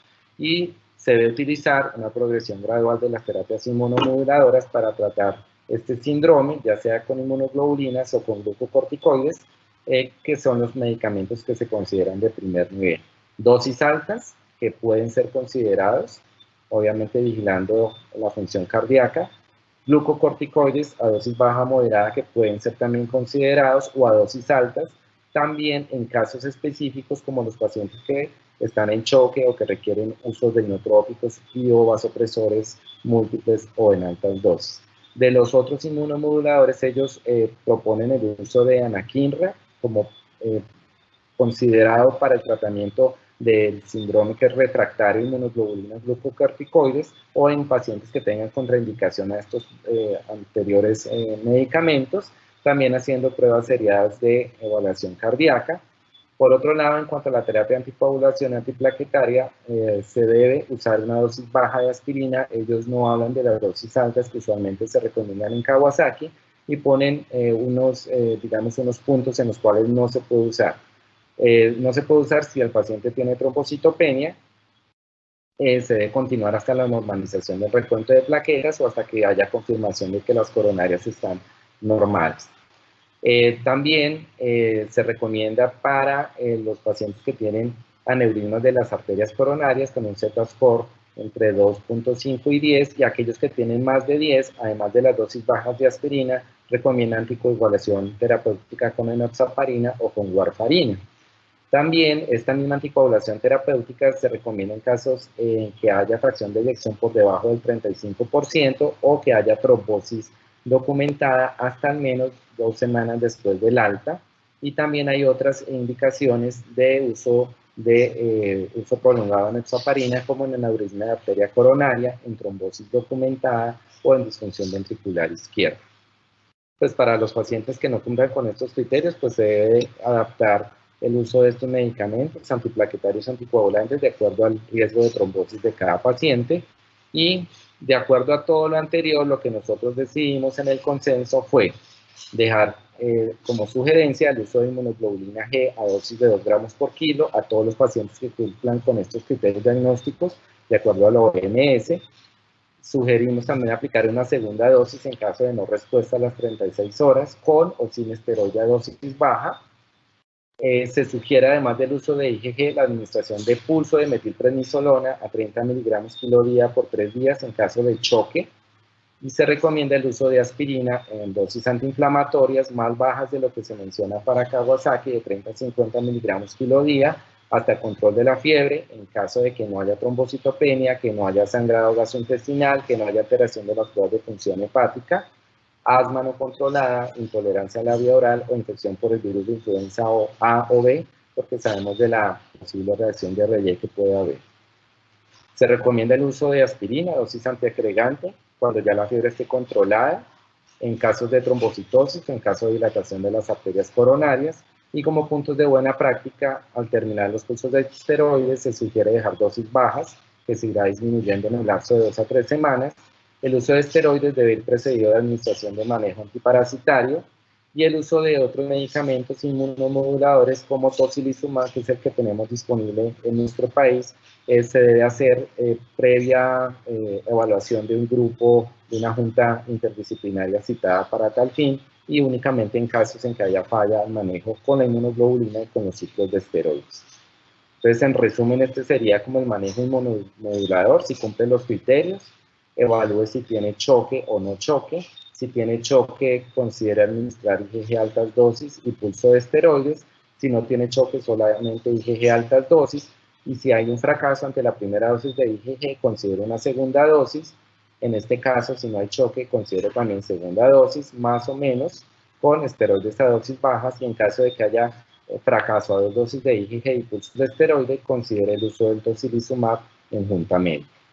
En cuanto al seguimiento, pues realmente hasta ahora se sabe que lo que tenemos que hacer es algo muy similar a lo que hacemos frente a la enfermedad de Kawasaki, que haya un grupo, un equipo interdisciplinario en el que haya especialistas de diferentes áreas que puedan seguir este paciente, que veamos el compromiso que pueda tener en otros órganos y la idea es que haya un líder en este grupo de seguimiento que puede ser bien el reumatólogo o el infectólogo en conjunto, y lo importante es que tenemos que tener en cuenta que debemos individualizar la condición de cada paciente pues a la hora de definir el seguimiento, porque algunos podrán egresar con aneurismas coronarios que requerirán también valoración periódica por cardiología.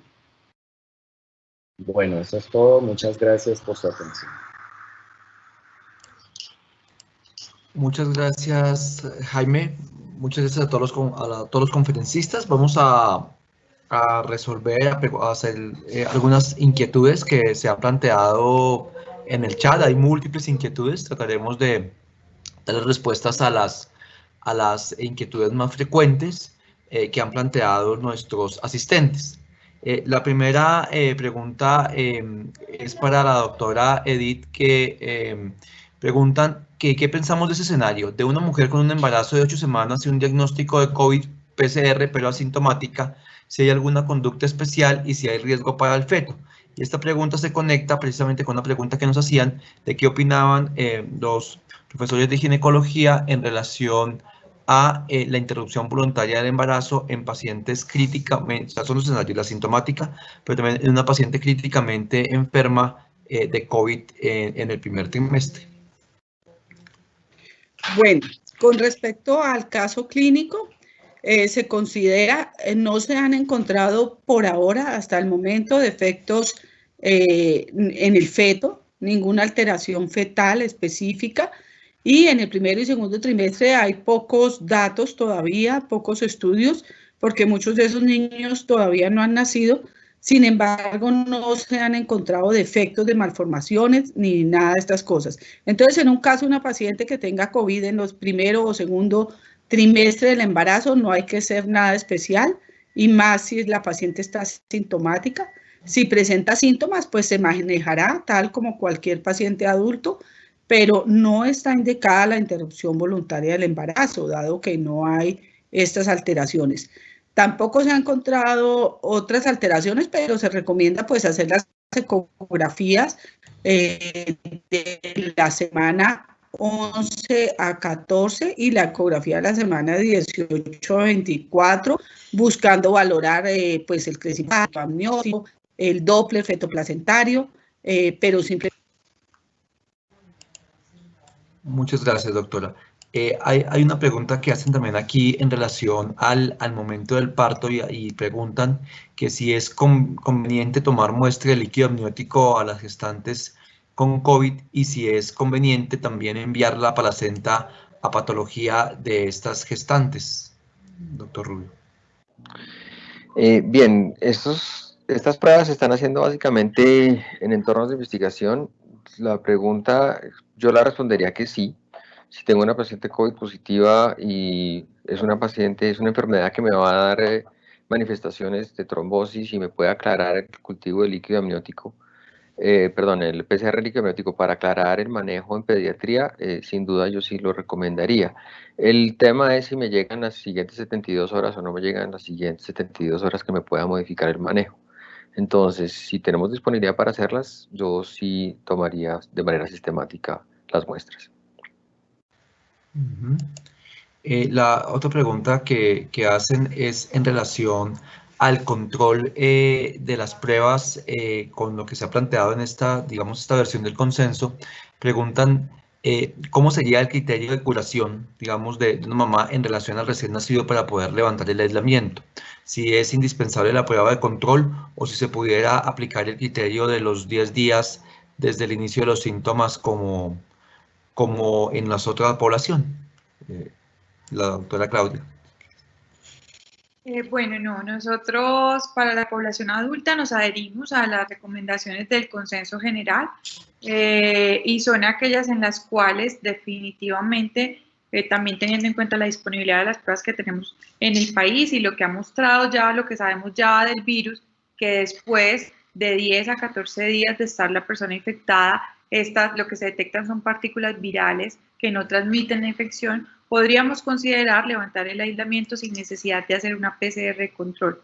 Hay algunos escenarios especiales en los cuales se solicita, por ejemplo, si es una mamá que sigue hospitalizada o una gestante que está en la UCI o es un neonato que está hospitalizado, en ese tipo de escenarios todavía están, que son escenarios especiales, todavía consideramos la PCR de control. Ok, perfecto.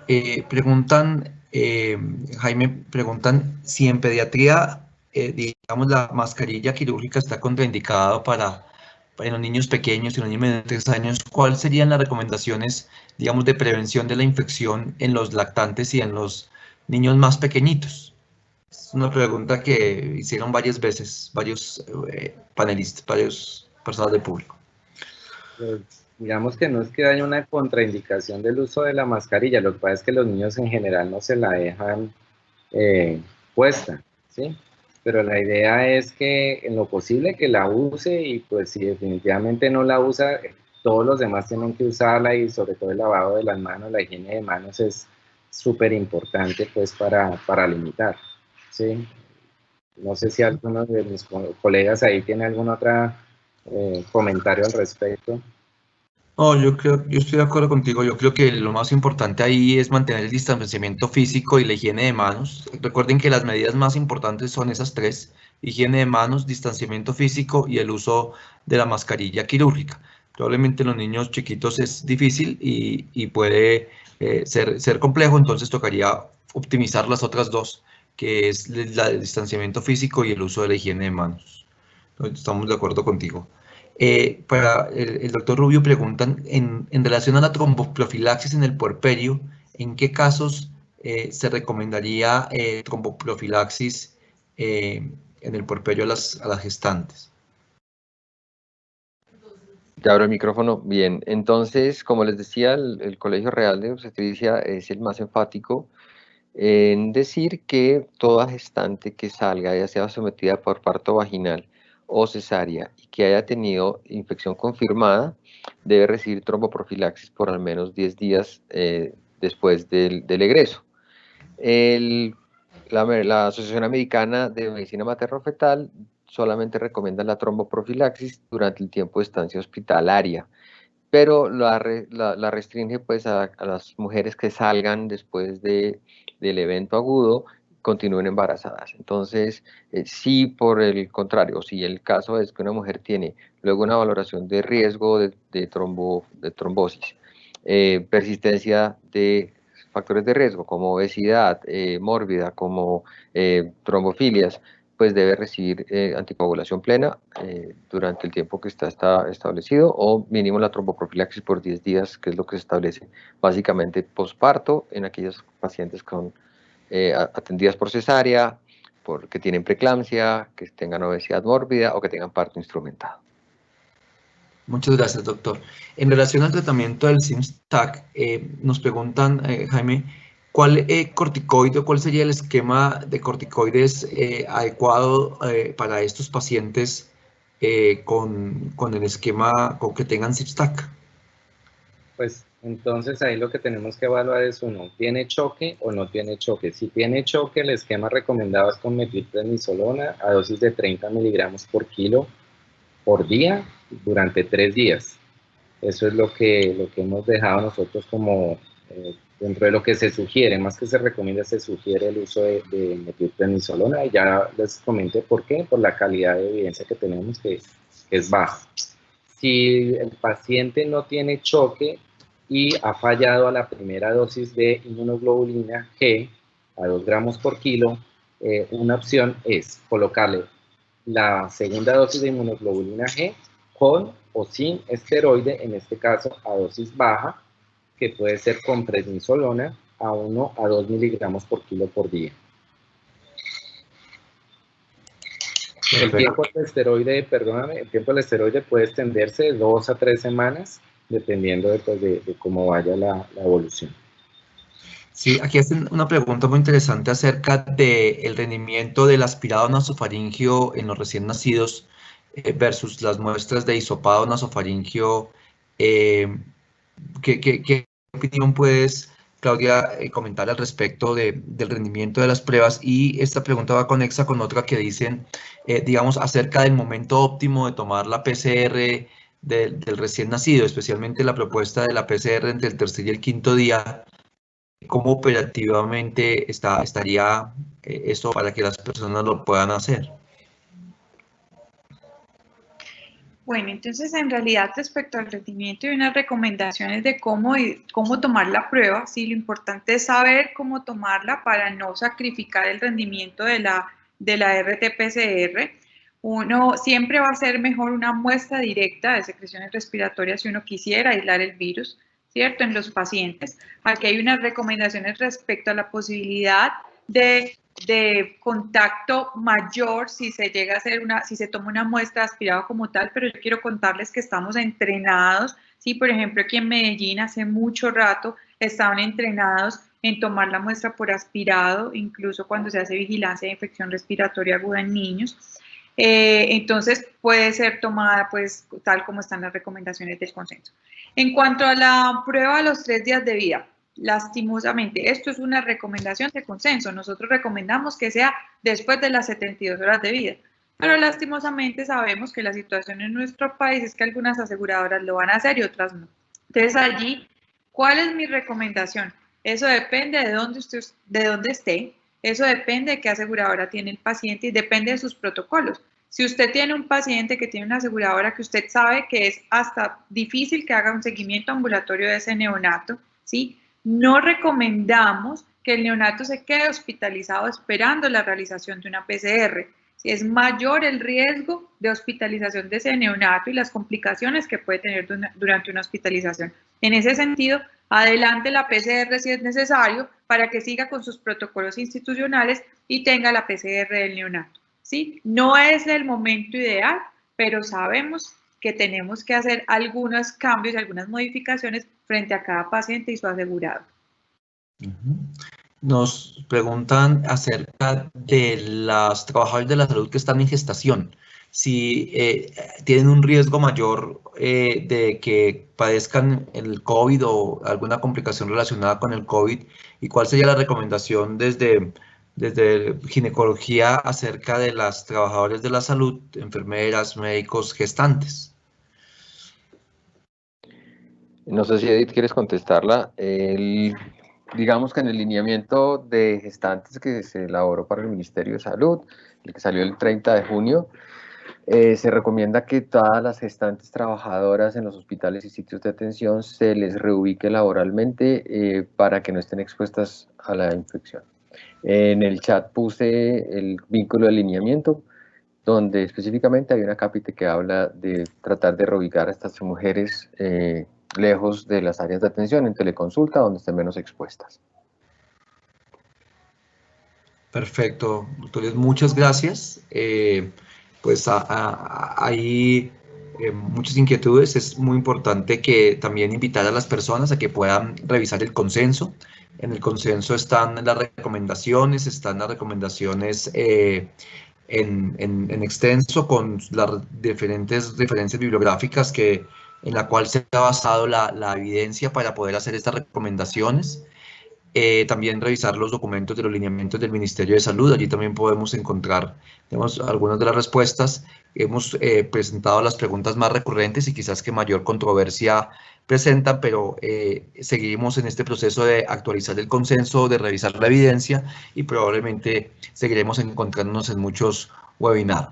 Entonces agradezco a la doctora Edith, a Claudia, al doctor Rubio y a Jaime su participación, al público por estar conectado, activo, muy interesado. Eso es muy importante para que nuestros pacientes sean bien atendidos y podamos hacer la mejor medicina posible, basado en la mejor evidencia disponible de una enfermedad nueva en la cual aprendemos todos los días, y además siempre recordando pues todo el trato humano y todo lo que nos hace médicos, además de toda esta parte científica.